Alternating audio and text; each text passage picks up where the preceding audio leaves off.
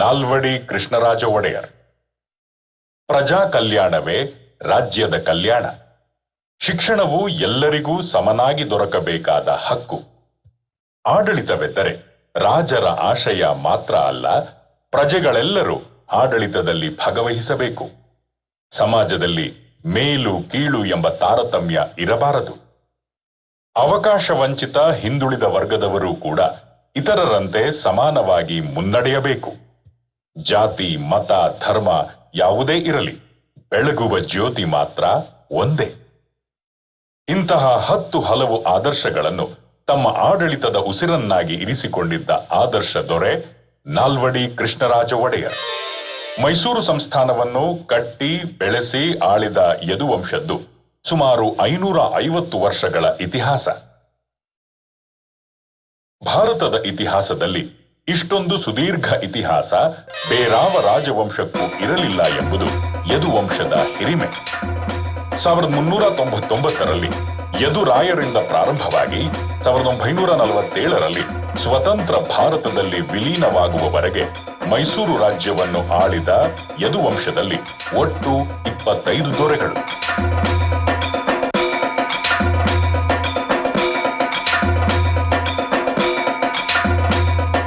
ಕೊನೆಯವರು ಜಯಚಾಮರಾಜ ಒಡೆಯರ್. 24ನೇ ಮಹಾರಾಜರು ನಾಲ್ವಡಿ ಕೃಷ್ಣರಾಜ ಒಡೆಯರ್. ಮೈಸೂರು ರಾಜ್ಯದ ಸರ್ವತೋಮುಖ ಅಭಿವೃದ್ಧಿಯ ರೂವಾರಿ ಇವರು ಮೈಸೂರು ರಾಜ್ಯವನ್ನು ಭಾರತದಲ್ಲೇ ಅತ್ಯಂತ ಪ್ರಗತಿಶೀಲ ರಾಜ್ಯವನ್ನಾಗಿ ಪರಿವರ್ತಿಸಿದರು. ಗ್ರಾಮೀಣಾಭಿವೃದ್ಧಿ, ಆರೋಗ್ಯ, ಶಿಕ್ಷಣ, ಸಾಮಾಜಿಕ ಜೀವನ, ಕಲಾರಂಗಗಳಲ್ಲಿ ನಾಲ್ವಡಿಯವರು ತೆಗೆದುಕೊಂಡ ಕ್ರಾಂತಿಕಾರಿ ನಿರ್ಧಾರಗಳು, ಕೈಗಾರಿಕೆ ಮತ್ತು ಉದ್ಯಮ ಕ್ಷೇತ್ರಗಳಲ್ಲಿ ಸಾಧಿಸಿದ ಆರ್ಥಿಕ ಮುನ್ನಡೆ, ಜಲಸಂಪನ್ಮೂಲ, ಕೃಷಿ ಮತ್ತು ವಿದ್ಯುತ್ ಕ್ಷೇತ್ರಗಳಲ್ಲಿನ ದಿಟ್ಟ ಹೆಜ್ಜೆಗಳು ಸಮಗ್ರ ಭಾರತದ ಇತಿಹಾಸದಲ್ಲೇ ಪ್ರಪ್ರಥಮ ಮೈಲಿಗಲ್ಲುಗಳಾದವು. ಇವುಗಳನ್ನು ಕಂಡೇ ಮಹಾತ್ಮ ಗಾಂಧೀಜಿ ಅಂದರು, ನೀವು ರಾಜರಲ್ಲ, ರಾಜರ್ಷಿ. ನಿಮ್ಮ ಮೈಸೂರು ರಾಮರಾಜ್ಯ. ಆಂಗ್ಲ ದಾರ್ಶನಿಕ ಪಾಲ್ ಬ್ರಂಟನ್ ನಾಲ್ವಡಿಯವರನ್ನು ತತ್ವಜ್ಞಾನಿ ಪ್ಲೇಟೋ ತನ್ನ ರಿಪಬ್ಲಿಕ್ ಗ್ರಂಥದಲ್ಲಿ ವರ್ಣಿಸಿರುವ ಆದರ್ಶ ದೊರೆಗೆ ಹೋಲಿಸಿದ್ದಾರೆ. ಬ್ರಿಟನ್ನಿನ ರಾಜಕೀಯ ಮುತ್ಸದ್ದಿ ಲಾರ್ಡ್ ಸ್ಯಾಮ್ಯುಯಲ್ ನಾಲ್ವಡಿಯವರನ್ನು ಅಶೋಕ ಚಕ್ರವರ್ತಿಗೆ ಹೋಲಿಸಿದ್ದಾರೆ. ನಾಲ್ವಡಿಯವರ ಜನನ 1884ರ ಜೂನ್ 4ರಂದು. ತಂದೆ 10ನೇ ಚಾಮರಾಜೇಂದ್ರ ಒಡೆಯರ್. ತಾಯಿ ವಾಣಿ ವಿಲಾಸ ಸನ್ನಿಧಾನ ಎಂದು ಕರೆಯಲ್ಪಡುತ್ತಿದ್ದ ಕೆಂಪು ನಂಜಮ್ಮಣ್ಣೆ. ನಾಲ್ವಡಿಯವರಿಗೆ 2 ಅಕ್ಕಂದಿರು, ಒಬ್ಬಳು ತಂಗಿ ಮತ್ತು ಒಬ್ಬ ತಮ್ಮ. ಅರಮನೆಯ ರಾಯಲ್ ಸ್ಕೂಲ್ನಲ್ಲಿ ಪ್ರಾಥಮಿಕ ಶಿಕ್ಷಣ. ಸಂಗೀತ, ಚಿತ್ರಕಲೆಯಲ್ಲದೆ ಅಂಗಸಾಧನೆ, ಕುದುರೆ ಸವಾರಿ, ಶಸ್ತ್ರಾಭ್ಯಾಸ ಹೀಗೆ ರಾಜಕುಮಾರನಿಗೆ ಬೇಕಾದ 16 ವಿಷಯಗಳು. 1894 ಡಿಸೆಂಬರ್ 28 ಕಲ್ಕತ್ತಾ ನಗರಕ್ಕೆ ಪ್ರವಾಸ ಹೋಗಿದ್ದ ಮಹಾರಾಜ ಚಾಮರಾಜೇಂದ್ರ ಒಡೆಯರ್ ಗಂಟಲು ಬೇನೆಯಿಂದ ಹಠಾತ್ ನಿಧನರಾದಾಗ 10 ವರ್ಷದ ಬಾಲಕ ನಾಲ್ವಡಿ ಕೃಷ್ಣರಾಜ ಒಡೆಯರ್ ಉತ್ತರಾಧಿಕಾರಿಯಾದರು. ಆದರೆ ಪ್ರಾಪ್ತ ವಯಸ್ಕರಾಗುವವರೆಗೆ ಅವರು ಅಧಿಕಾರ ನಡೆಸುವಂತಿರಲಿಲ್ಲ. ಹಾಗಾಗಿ 1894ರಿಂದ 1902ರವರೆಗೆ ವಾಣಿ ವಿಲಾಸ ಸನ್ನಿಧಾನ ರಾಜಮಾತೆ ರೀಜೆಂಟ್ ಆಗಿ ರಾಜ್ಯಭಾರ ನಡೆಸಿದರು. 1900ರ ಜೂನ್ 6ರಂದು ನಾಲ್ವಡಿ ಕೃಷ್ಣರಾಜರು ಕಾಥೇವಾಡ ಸಂಸ್ಥಾನದ ರಾಣಾ ವಿನಯಸಿಂಹರ ಪುತ್ರಿ ಪ್ರತಾಪಕುಮಾರಿ ದೇವಿಯನ್ನು ವಿವಾಹವಾದರು. 1902 ಆಗಸ್ಟ್ 8 ಪ್ರಾಪ್ತ ವಯಸ್ಕರಾದ ನಾಲ್ವಡಿ ಕೃಷ್ಣರಾಜರು ರಾಜ್ಯದ ಆಡಳಿತವನ್ನು ಸ್ವೀಕರಿಸಿದರು. ಆ ಸಂದರ್ಭದಲ್ಲಿ ಅವರು ಹೇಳಿದ ಮಾತುಗಳು ಅವರ ವ್ಯಕ್ತಿತ್ವವನ್ನು ಸೂಚಿಸುವಂಥವು.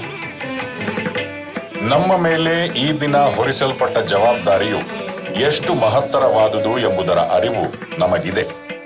ನಮ್ಮ ಪ್ರಜೆಗಳು ಅನುಭವಿಸುತ್ತಿರುವ ಸುಖ ಸಂತೋಷಗಳಿಗೆ ಯಾವುದೇ ರೀತಿಯ ಕೊರತೆಯೂ ಇರದಂತೆ ನೋಡಿಕೊಳ್ಳುವುದು ಹಾಗೂ ನಮ್ಮ ಸಂಸ್ಥಾನವು ಸರ್ವತೋಮುಖ ಅಭಿವೃದ್ಧಿ ಹೊಂದುವಂತೆ ನೋಡಿಕೊಳ್ಳುವ ಜವಾಬ್ದಾರಿಯು ನಮ್ಮ ಮೇಲಿದೆ. ಈ ನಿಟ್ಟಿನಲ್ಲಿ ನಾವು ಸಫಲರಾಗುವಂತೆ ನಮಗೆ ಸಂಪೂರ್ಣ ಸಾಮರ್ಥ್ಯವನ್ನು ಅನುಗ್ರಹಿಸಬೇಕು ಎಂದು ದೇವರಲ್ಲಿ ನಾವು ಪ್ರಾರ್ಥಿಸುತ್ತೇವೆ.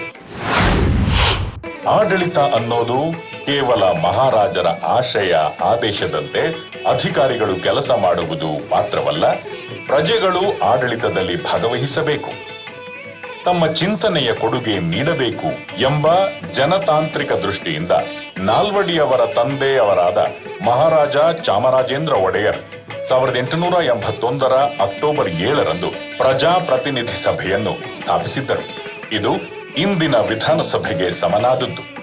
ತಮ್ಮ ತಂದೆಯವರ ಸತ್ಪಥದಲ್ಲಿ ಹೆಜ್ಜೆ ಇಟ್ಟ ನಾಲ್ವಡಿ ಕೃಷ್ಣರಾಜ ಒಡೆಯರ್ 1907 ಜೂನ್ 22ರಂದು ನ್ಯಾಯ ವಿಧಾಯಕ ಸಭೆಯನ್ನು ಪ್ರಾರಂಭಿಸಿದರು. ಇದು ಇಂದಿನ ವಿಧಾನ ಪರಿಷತ್ಗೆ ಸಮನಾದದ್ದು. ಈ ಎರಡೂ ಪ್ರಜಾಸತ್ತಾತ್ಮಕ ಸಭೆಗಳು ಬೇರೆ ಯಾವ ರಾಜರೂ ಯೋಚಿಸದೇ ಇದ್ದಂಥ ಕಾಲದಲ್ಲಿ ಭಾರತದ ಪ್ರಜಾತಂತ್ರಕ್ಕೆ ಮೈಸೂರು ಮಹಾರಾಜರ ಕೊಡುಗೆ ಎಂಬುದು ಐತಿಹಾಸಿಕ ಮಹತ್ವದ ಸಂಗತಿ. ಎಲ್ಲಾ ಜನರ ಹಿತವೇ ಆಡಳಿತದ ಗುರಿ. ಕಾನೂನುಗಳ ಉದ್ದೇಶ ಸಮಾಜದಲ್ಲಿರುವ ಅಸಮಾನತೆಯನ್ನು, ಕುಂದುಕೊರತೆಗಳನ್ನು ಅಳಿಸಿ ಹಾಕುವುದಾಗಿದೆ. ನಾಲ್ವಡಿಯವರ ಕಾಲದಲ್ಲಿ ಜಾರಿಗೆ ಬಂದ ಸಾಮಾಜಿಕ ಕಾನೂನುಗಳನ್ನು ಗಮನಿಸಿದಾಗ ಅವರ ಪ್ರಗತಿಪರ ಚಿಂತನೆ ವ್ಯಕ್ತವಾಗುತ್ತದೆ. ದೇವದಾಸಿ ಪದ್ಧತಿ, ಬಸವಿ ಬಿಡುವ ಪದ್ಧತಿ, ವೇಶ್ಯಾವೃತ್ತಿ, ಬಾಲ್ಯ ವಿವಾಹ ಮುಂತಾದ ಅನಿಷ್ಟ ಪದ್ಧತಿಗಳು ಸಮಾಜದ ಕಪ್ಪು ಚುಕ್ಕೆಗಳು. ದೇವದಾಸಿ ಎಂದರೆ ದೇವಾಲಯಗಳಲ್ಲಿ ದೇವರ ಹೆಸರಲ್ಲಿ ತಮ್ಮನ್ನು ಅರ್ಪಿಸಿಕೊಂಡು ನೃತ್ಯ ಮತ್ತು ಸಂಗೀತ ಸೇವೆ ಮಾಡುವ ಸ್ತ್ರೀಯರು.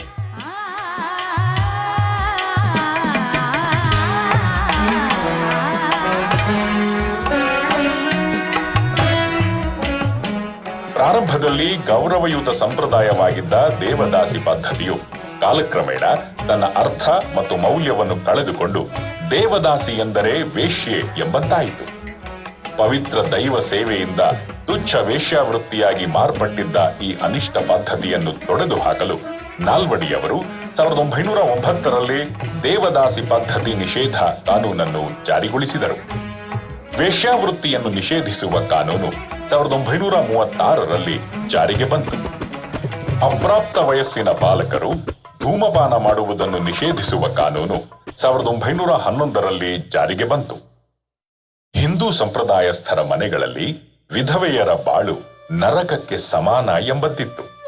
ಇಂಥ ವಿಧವೆಯರ ಜೀವನ ಸ್ಥಿತಿ ಉತ್ತಮಗೊಳ್ಳಬೇಕು, ಇವರು ಸ್ವಾವಲಂಬಿಗಳಾಗಬೇಕು ಎಂಬ ಮಹತ್ತರ ಉದ್ದೇಶದಿಂದ ನಾಲ್ವಡಿಯವರು 1938ರ ಜುಲೈ 7ರಂದು ಮೈಸೂರು ಹಿಂದೂ ವಿಧವಾ ಪುನರ್ವಿವಾಹ ಮಸೂದೆಯನ್ನು ಜಾರಿಗೆ ತಂದರು. ಇದರಿಂದ ವಿಧವೆಯರ ಮರುವಿವಾಹಕ್ಕಿದ್ದ ಅಡೆತಡೆ ದೂರವಾಯಿತು. ವಿಧವೆಯರಿಗೆ ಶಿಕ್ಷಣ ವೇತನ ನೀಡಿ ಅವರ ಶೈಕ್ಷಣಿಕ ಬೆಳವಣಿಗೆಗೆ ಸಹಾಯಕವಾಗಲು ದೇವರಾಜ ಬಹದ್ದೂರ್ ಫಂಡ್ ಸ್ಥಾಪಿಸಿದರು. ವಸತಿ ರಕ್ಷಣೆ ಇಲ್ಲದ ವಿಧವೆಯರಿಗಾಗಿ ಅಬಲಾಶ್ರಮಗಳನ್ನು ತೆರೆದರು. ಹಿಂದೂ ಸ್ತ್ರೀಗೆ ಪಿತ್ರಾರ್ಜಿತ ಆಸ್ತಿಯಲ್ಲಿ ಯಾವುದೇ ರೀತಿಯ ಹಕ್ಕು ಇರಲಿಲ್ಲ. ಹೆಣ್ಣು ಮಕ್ಕಳಿಗಾಗುತ್ತಿದ್ದ ಈ ತಾರತಮ್ಯವನ್ನು ತೊಡೆದು ಹಾಕಲು 1933ರ ಜೂನ್ 29ರಂದು ತವರು ಮನೆಯ ಆಸ್ತಿಯಲ್ಲಿ ಹೆಣ್ಣು ಮಕ್ಕಳಿಗೆ ಹಕ್ಕು ಎಂಬ ಕಾಯಿದೆ ಜಾರಿಗೆ ಬಂತು. ಮಿಲ್ಲುಗಳು, ಕಾರ್ಖಾನೆಗಳು ಮುಂತಾದ ಉದ್ಯಮಗಳಲ್ಲಿ ಕೆಲಸ ಮಾಡುವ ಸ್ತ್ರೀಯರು ಗರ್ಭಿಣಿಯರಾದಾಗ ರಜೆಯೂ ಇಲ್ಲದೆ ವೇತನವೂ ಇಲ್ಲದೆ ಶೋಷಣೆಗೆ ಒಳಗಾಗುತ್ತಿದ್ದರು. ಈ ಶೋಷಣೆಯನ್ನು ನಿವಾರಿಸಲು ನಾಲ್ವಡಿಯವರು 1937ರಲ್ಲಿ the Mysore Maternity Benefit Act ಜಾರಿಗೆ ತಂದರು. ಇದರಿಂದ ಕಾರ್ಮಿಕ ಗರ್ಭಿಣಿಯರಿಗೆ 8 ವಾರಗಳ ವೇತನ ಸಹಿತ ರಜೆ ಮತ್ತು ಹೆರಿಗೆ ಭತ್ಯೆ ಪಡೆಯುವ ಸೌಲಭ್ಯ ದೊರಕಿತು. ನಾಡಿನ ಆರ್ಥಿಕ ಬೆನ್ನೆಲುಬು ಕೃಷಿ. ಕೃಷಿ ಎಂದರೆ ರೈತರು. ಕೃಷಿ ಕ್ಷೇತ್ರದ ಅವಲಂಬನೆ ಹೆಚ್ಚಾದಂತೆ ರೈತರ ಸಮಸ್ಯೆಗಳು ಹೆಚ್ಚಾದವು.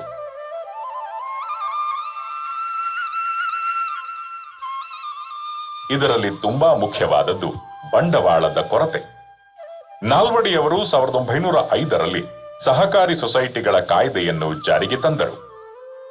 ಸಹಕಾರದ ಈ ತತ್ವದ ಆಧಾರದ ಮೇಲೆ ಸದಸ್ಯರು ಒಟ್ಟುಗೂಡಿ ಷೇರು ಬಂಡವಾಳವನ್ನು ತೊಡಗಿಸಿ ಹಾಗೂ ಸರ್ಕಾರದ ಸಹಾಯಧನವನ್ನು ಉಪಯೋಗಿಸಿಕೊಂಡು ಅನೇಕ ಸಹಕಾರಿ ಬ್ಯಾಂಕುಗಳು ಸ್ಥಾಪನೆಗೊಂಡವು. ಬೇಸಾಯ ಆರಂಭಕ್ಕೆ ಮುನ್ನ ಸೊಸೈಟಿಗಳಿಂದ ಮುಂಗಡ ಹಣ, ಬಿತ್ತನೆ ಬೀಜಗಳು, ರಾಸಾಯನಿಕ ಗೊಬ್ಬರ, ಕೃಷಿ ಸಲಕರಣೆಗಳು ರೈತರಿಗೆ ದೊರಕಿದವು.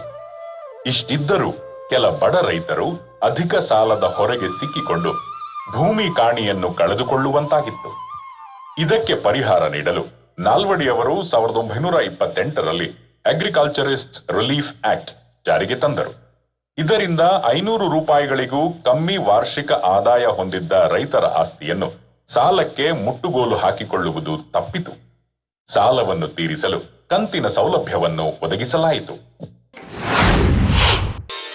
ಕೃಷಿಗಾಗಿ ಹಾಗೂ ನೀರಿನ ಸದ್ಬಳಕೆಗಾಗಿ ನಾಲ್ವಡಿಯವರ ಆಳ್ವಿಕೆಯಲ್ಲಿ ಅನೇಕ ಕೆರೆ, ಕಟ್ಟೆ, ಕಾಲುವೆಗಳನ್ನು ನಿರ್ಮಿಸಲಾಯಿತು.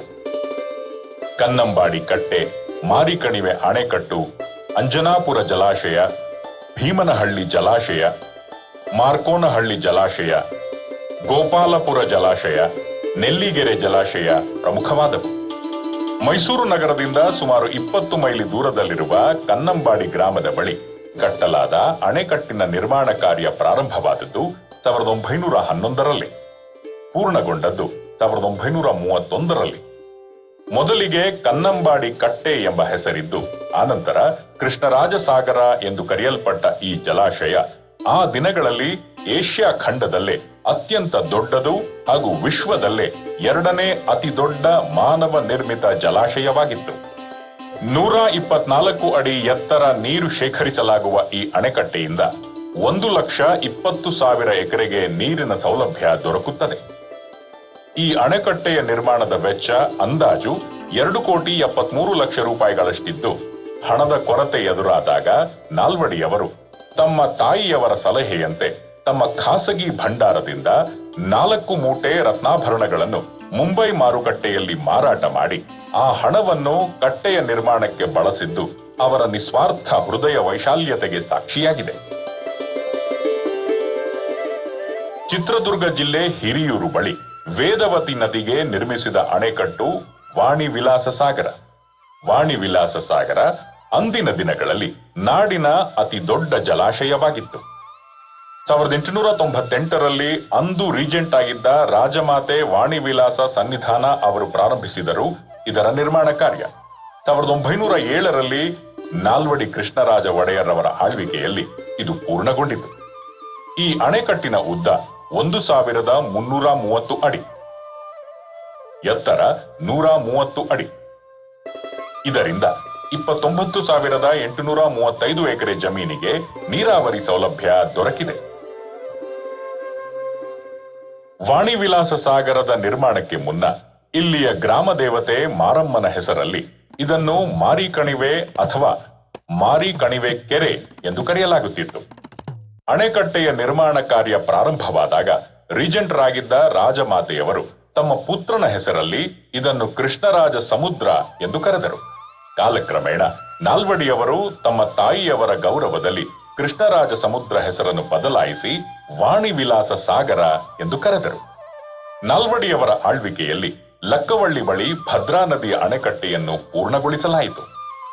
1927ರಿಂದ 1939ರವರೆಗೆ ಸುಮಾರು 7,400 ಕೆರೆಗಳ ಜೀರ್ಣೋದ್ಧಾರವಾಯಿತು. ಕೇತೋಹಳ್ಳಿ ಕೆರೆ, ಮರಳವಾಡಿ ಕೆರೆ, ಹೈರಿಗೆ ಕೆರೆ, ತುಂಬಾಡಿ ಕೆರೆ, ದಳವಾಯಿ ಕೆರೆ, ಕಾಮಸಮುದ್ರ ಕೆರೆ ಮುಂತಾದ ಕೆರೆಗಳನ್ನು ಹೊಸದಾಗಿ ನಿರ್ಮಿಸಲಾಯಿತು. ಕೆರೆ ಕಟ್ಟೆಗಳ ಮೇಲ್ವಿಚಾರಣೆ ಮತ್ತು ಅಭಿವೃದ್ಧಿಗಾಗಿ 1939ರಲ್ಲಿ ನೀರಾವರಿ ಅಭಿವೃದ್ಧಿ ನಿಧಿಯನ್ನು ಸ್ಥಾಪಿಸಲಾಯಿತು.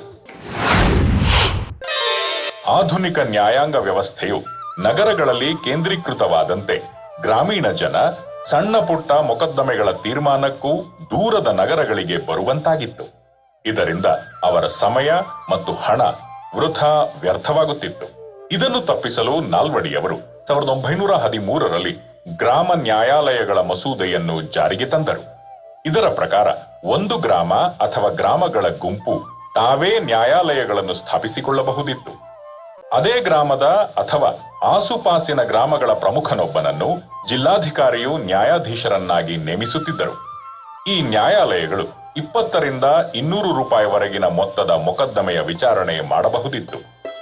ನಾಲ್ವಡಿಯವರು ರಾಜ್ಯದಲ್ಲಿ ಸ್ಥಳೀಯ ಆಡಳಿತಕ್ಕೂ ಪ್ರಾಮುಖ್ಯತೆ ನೀಡುವ ಉದ್ದೇಶದಿಂದ 1918ರಲ್ಲಿ ಗ್ರಾಮ ಪಂಚಾಯಿತಿ ಕಾನೂನನ್ನು ಜಾರಿಗೆ ತಂದರು. ಗ್ರಾಮ ಪಂಚಾಯಿತಿಗಳ ಕರ್ತವ್ಯವೆಂದರೆ ಗ್ರಾಮ ಪಂಚಾಯಿತಿ ವ್ಯಾಪ್ತಿಯಲ್ಲಿರುವ ರಸ್ತೆಗಳ ನಿರ್ಮಾಣ, ಕೆರೆಗಳ ನಿರ್ಮಾಣ, ಉಸ್ತುವಾರಿ, ಬೀದಿ ದೀಪಗಳ ವ್ಯವಸ್ಥೆ, ಗ್ರಾಮ ನೈರ್ಮಲ್ಯ ಮುಂತಾದವು. ಇದಕ್ಕೆ ಅವಶ್ಯವಿದ್ದ ಹಣವನ್ನು ತಮ್ಮ ವ್ಯಾಪ್ತಿಯಲ್ಲಿರುವ ಮನೆ, ನಿವೇಶನ, ಅಂಗಡಿ ಮಳಿಗೆಗಳ ಮೇಲಿನ ತೆರಿಗೆ, ಗೋವುಗಳ ಮೇಲಿನ ತೆರಿಗೆ ಮುಂತಾದವಿಂದ ಸಂಗ್ರಹಿಸಬಹುದಾಗಿತ್ತು. ಈ ರೀತಿ ಆಡಳಿತ ವಿಕೇಂದ್ರೀಕರಣದಿಂದ ಗ್ರಾಮೀಣ ಜನರು ಆಡಳಿತದಲ್ಲಿ ಭಾಗವಹಿಸುವಂತಾಯಿತು. ಗ್ರಾಮ ಸ್ವರಾಜ್ಯದ ಕಲ್ಪನೆಗೆ ಇದು ನಾಲ್ವಡಿಯವರ ಕೊಡುಗೆ. ಸರ್ಕಾರದ ಹುದ್ದೆಗಳ ನೇಮಕಾತಿಗೆ ಸಂಬಂಧಿಸಿದಂತೆ ಸ್ಪರ್ಧಾತ್ಮಕ ಪರೀಕ್ಷೆ ನಡೆಸಿ ಸೂಕ್ತ ವ್ಯಕ್ತಿಗಳನ್ನು ಆರಿಸಲಾಗುತ್ತಿತ್ತು. ಈ ವಿಧಾನದಿಂದ ಹಿಂದುಳಿದ ವರ್ಗದವರಿಗೆ, ಹಳ್ಳಿಗಳಲ್ಲಿ ವಾಸವಿದ್ದವರಿಗೆ ಅವಕಾಶವೇ ದೊರಕುತ್ತಿರಲಿಲ್ಲ. ಪ್ರತಿಭೆಯೊಂದೇ ಸರ್ಕಾರಿ ಕೆಲಸಕ್ಕೆ ಆಧಾರ ಎಂದು ದಿವಾನರು ಹೇಳಿದರೆ, ದುರ್ಬಲರು, ಹಿಂದುಳಿದವರು ಮತ್ತು ಅವಕಾಶ ವಂಚಿತರೂ ನಮ್ಮ ಪ್ರಜೆಗಳೇ. ಇಂಥವರಿಗೆ ಸ್ವಲ್ಪ ರಿಯಾಯಿತಿ ನೀಡಿ ಇವರನ್ನು ಮೇಲೆತ್ತಬೇಕು. ಸಾಮಾಜಿಕ ಅಧಿಕಾರದ ಮುಖ್ಯ ಧಾರೆಯಲ್ಲೂ ಇವರು ಸಮಾನರಾಗಿ ಭಾಗವಹಿಸಬೇಕು ಎಂಬುದು ಮಹಾರಾಜರಾದ ನಾಲ್ವಡಿ ಕೃಷ್ಣರಾಜ ಒಡೆಯರ್ ಅವರ ಅಚಲ ನಿಲುವಾಗಿತ್ತು. ಈ ಉದ್ದೇಶದಿಂದ ನಾಲ್ವಡಿಯವರು 1918ರಲ್ಲಿ ರಾಜ್ಯದ ಮುಖ್ಯ ನ್ಯಾಯಮೂರ್ತಿ ಲೆಸ್ಲಿ ಮಿಲ್ಲರ್ ಅಧ್ಯಕ್ಷತೆಯಲ್ಲಿ ಒಂದು ಸಮಿತಿಯನ್ನು ನೇಮಿಸಿ ಸೂಕ್ತ ಸಲಹೆ ನೀಡಲು ಆದೇಶಿಸಿದರು. 1919ರ ಆಗಸ್ಟ್ ತಿಂಗಳಲ್ಲಿ ಮಿಲ್ಲರ್ ಸಮಿತಿಯು ತನ್ನ ವರದಿಯನ್ನು ನೀಡಿತು. ಪ್ರಮುಖ ಸಲಹೆಗಳೆಂದರೆ, ಸರ್ಕಾರಿ ಸೇವಾ ವ್ಯವಸ್ಥೆಯ ಎಲ್ಲಾ ಮೇಲುದರ್ಜೆಯ ಇಲಾಖೆಗಳಲ್ಲಿ ಹಿಂದುಳಿದ ವರ್ಗಗಳ ಜನಸಂಖ್ಯೆಗೆ ಅನುಗುಣವಾಗಿ ಮುಂದಿನ 7 ವರ್ಷಗಳಲ್ಲಿ 50% ಹುದ್ದೆಗಳನ್ನು ಹಾಗೂ ಕೆಳದರ್ಜೆಯ ಇಲಾಖೆಗಳಲ್ಲಿ 3/2 ಹುದ್ದೆಗಳನ್ನು ಹಿಂದುಳಿದ ವರ್ಗದವರಿಗೆ ನೀಡಬೇಕು. ಎಲ್ಲಾ ಸ್ಪರ್ಧಾತ್ಮಕ ಪರೀಕ್ಷೆಗಳನ್ನು ರದ್ದು ಮಾಡಬೇಕು. ಅಲ್ಲಿಯವರೆಗೆ ಮೇಲು ದರ್ಜೆಯ ಹುದ್ದೆಗಳಿಗೆ ನೇಮಕ ಮಾಡುವಾಗ ಗಣನೀಯ ಪ್ರಮಾಣದಲ್ಲಿ ಹಿಂದುಳಿದ ವರ್ಗದವರ ನಾಮಕರಣ ಮಾಡಬೇಕು. ಮುನ್ಸಿಫ್ ಹುದ್ದೆಗಳಿಗೂ ಕೂಡ ಈ ಸಲಹೆ ಅನ್ವಯಿಸಬೇಕು. ಅಭ್ಯರ್ಥಿಗಳ ಆಯ್ಕೆ ಮಾಡಲು ಸ್ಪರ್ಧಾತ್ಮಕ ಪರೀಕ್ಷೆಗಳಿಗೆ ಬದಲಾಗಿ ಪ್ರಾತಿನಿಧಿಕ ಅಧಿಕಾರಿಗಳ ಸಮಿತಿಯನ್ನು ನೇಮಿಸಬೇಕು. ಪತ್ರಾಂಕಿತವಲ್ಲದ ಅಂದರೆ ನಾನ್ ಗೆಜೆಟೆಡ್ ದರ್ಜೆಯ ಹುದ್ದೆಗಳಿಗೆ SSLCಗಿಂತ ಹೆಚ್ಚಿನ ಶಿಕ್ಷಣಾರ್ಹತೆಯನ್ನು ನಿಗದಿಪಡಿಸಬಾರದು. ಈ ಸಂಬಂಧ ಸುದೀರ್ಘ ಚರ್ಚೆಯ ನಂತರ ನಾಲ್ವಡಿಯವರು 1921ರ ಮೇ ತಿಂಗಳಲ್ಲಿ ಮಿಲ್ಲರ್ ವರದಿಯ ಬಹುತೇಕ ಸಲಹೆಗಳನ್ನು ಕಾರ್ಯಗತಗೊಳಿಸುವಂತೆ ಆದೇಶ ನೀಡಿದರು. ಜೊತೆಗೆ ನೇಮಕಾತಿ ಮಾಡಲು ರಾಜ್ಯಾಡಳಿತ ಪರಿಷತ್ತಿನ ಒಬ್ಬರು ಸದಸ್ಯರು ಅಧ್ಯಕ್ಷರಾಗಿರುವ ಪ್ರಧಾನ ಉದ್ಯೋಗ ನೇಮಕಾತಿ ಮಂಡಳಿಯನ್ನು ರಚಿಸಿದರು. ನ್ಯಾಯಮೂರ್ತಿ ಮಿಲ್ಲರ್ ಸಮಿತಿಯು ಸಮಗ್ರ ಭಾರತದಲ್ಲೇ ಪ್ರಪ್ರಥಮ ಹಿಂದುಳಿದ ವರ್ಗಗಳ ಆಯೋಗವಾಗಿತ್ತು. ಪ್ರಜಾಪ್ರಭುತ್ವದ ತತ್ವಗಳನ್ನೊಳಗೊಂಡ ಈ ಹಿಂದುಳಿದ ವರ್ಗಗಳ ಆಯೋಗವನ್ನು ನೇಮಿಸಿದ್ದು, ಅದರ ಸಲಹೆಗಳನ್ನು ಕಾರ್ಯಗತಗೊಳಿಸಿದ್ದು ನಾಡಿಗೆ ಸ್ವಾತಂತ್ರ್ಯ ಬರುವುದಕ್ಕೆ 30 ವರ್ಷಗಳ ಮೊದಲೇ ಎನ್ನುವುದು ಹಾಗೂ ಇದನ್ನು ಮಾಡಿದವರು ಮೈಸೂರಿನ ಮಹಾರಾಜರಾದ ನಾಲ್ವಡಿ ಕೃಷ್ಣರಾಜ ಒಡೆಯರ್ ಎನ್ನುವುದು ಹೆಮ್ಮೆಯ ಸಂಗತಿ. ಹಿಂದೂ ಸಮಾಜದಲ್ಲಿ ಅತ್ಯಂತ ನಿಕೃಷ್ಟ ಹಾಗೂ ಪರಿತ್ಯಕ್ತ ಜನರೆಂದರೆ ಅಸ್ಪೃಶ್ಯರು ಎಂದು ಪರಿಗಣಿಸಲ್ಪಡುತ್ತಿದ್ದ ಪಂಚಮರು ಮಾತ್ರ ಎಂಬುದು ಕಟು ಸತ್ಯವಾಗಿತ್ತು. ಪಂಚಮರಿಗೆ ಶಾಲೆಯಲ್ಲಿ ಪ್ರವೇಶವಿಲ್ಲ, ಸಾರ್ವಜನಿಕ ಕೆರೆ ಬಾವಿಗಳಲ್ಲಿ ನೀರು ಮುಟ್ಟುವ ಸ್ವಾತಂತ್ರ್ಯವಿಲ್ಲ, ಇತರರು ತಿರುಗಾಡುವ ರಸ್ತೆಗಳಲ್ಲಿ ಇವರು ನಡೆಯುವಂತಿಲ್ಲ. ಈ ರೀತಿ 10 ಹಲವು ನಿರ್ಬಂಧಗಳು. ಪ್ರಜೆಗಳೆಲ್ಲರೂ ಸಮಾನರು ಎಂದು ನಂಬಿದ್ದ ನಾಲ್ವಡಿಯವರು ಪಂಚಮರಿಗಿದ್ದ ಈ ನಿರ್ಬಂಧಗಳನ್ನೆಲ್ಲ ಕಿತ್ತು ಹಾಕಿದರು. 1918-19ರಲ್ಲಿ ಪಂಚಮರ ಮಕ್ಕಳಿಗಾಗಿ ವಿಶೇಷ ಶಾಲೆಗಳನ್ನು ತೆರೆದರು. ಸಾರ್ವಜನಿಕ ಶಾಲೆಗಳಲ್ಲಿ ಈ ಮಕ್ಕಳು ಇತರ ಮಕ್ಕಳ ಜೊತೆ ಕುಳಿತು ಕಲಿಯಲು ಆದೇಶ ದೊರಕಿಸಿದರು.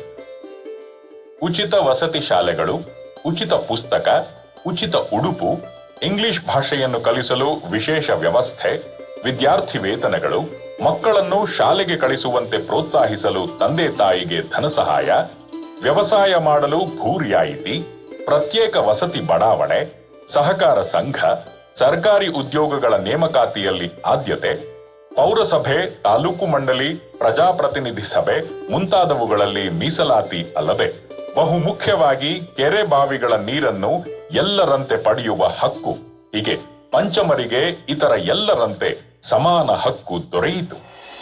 ಇನ್ನೊಂದು ಅತ್ಯಂತ ಗಮನಾರ್ಹ ಸಂಗತಿ ಎಂದರೆ 1936ರ ಅಕ್ಟೋಬರ್ನಲ್ಲಿ ನಡೆದ ನವರಾತ್ರಿ ಸಮಾರಂಭದಲ್ಲಿ ಭಾಗವಹಿಸುವಂತೆ ನಾಲ್ವಡಿಯವರು ಪಂಚಮರನ್ನು ಆಹ್ವಾನಿಸಿ ಅರಮನೆಯೊಳಗೆ ಪ್ರವೇಶಿಸುವ ಅವಕಾಶ ನೀಡಿದರು.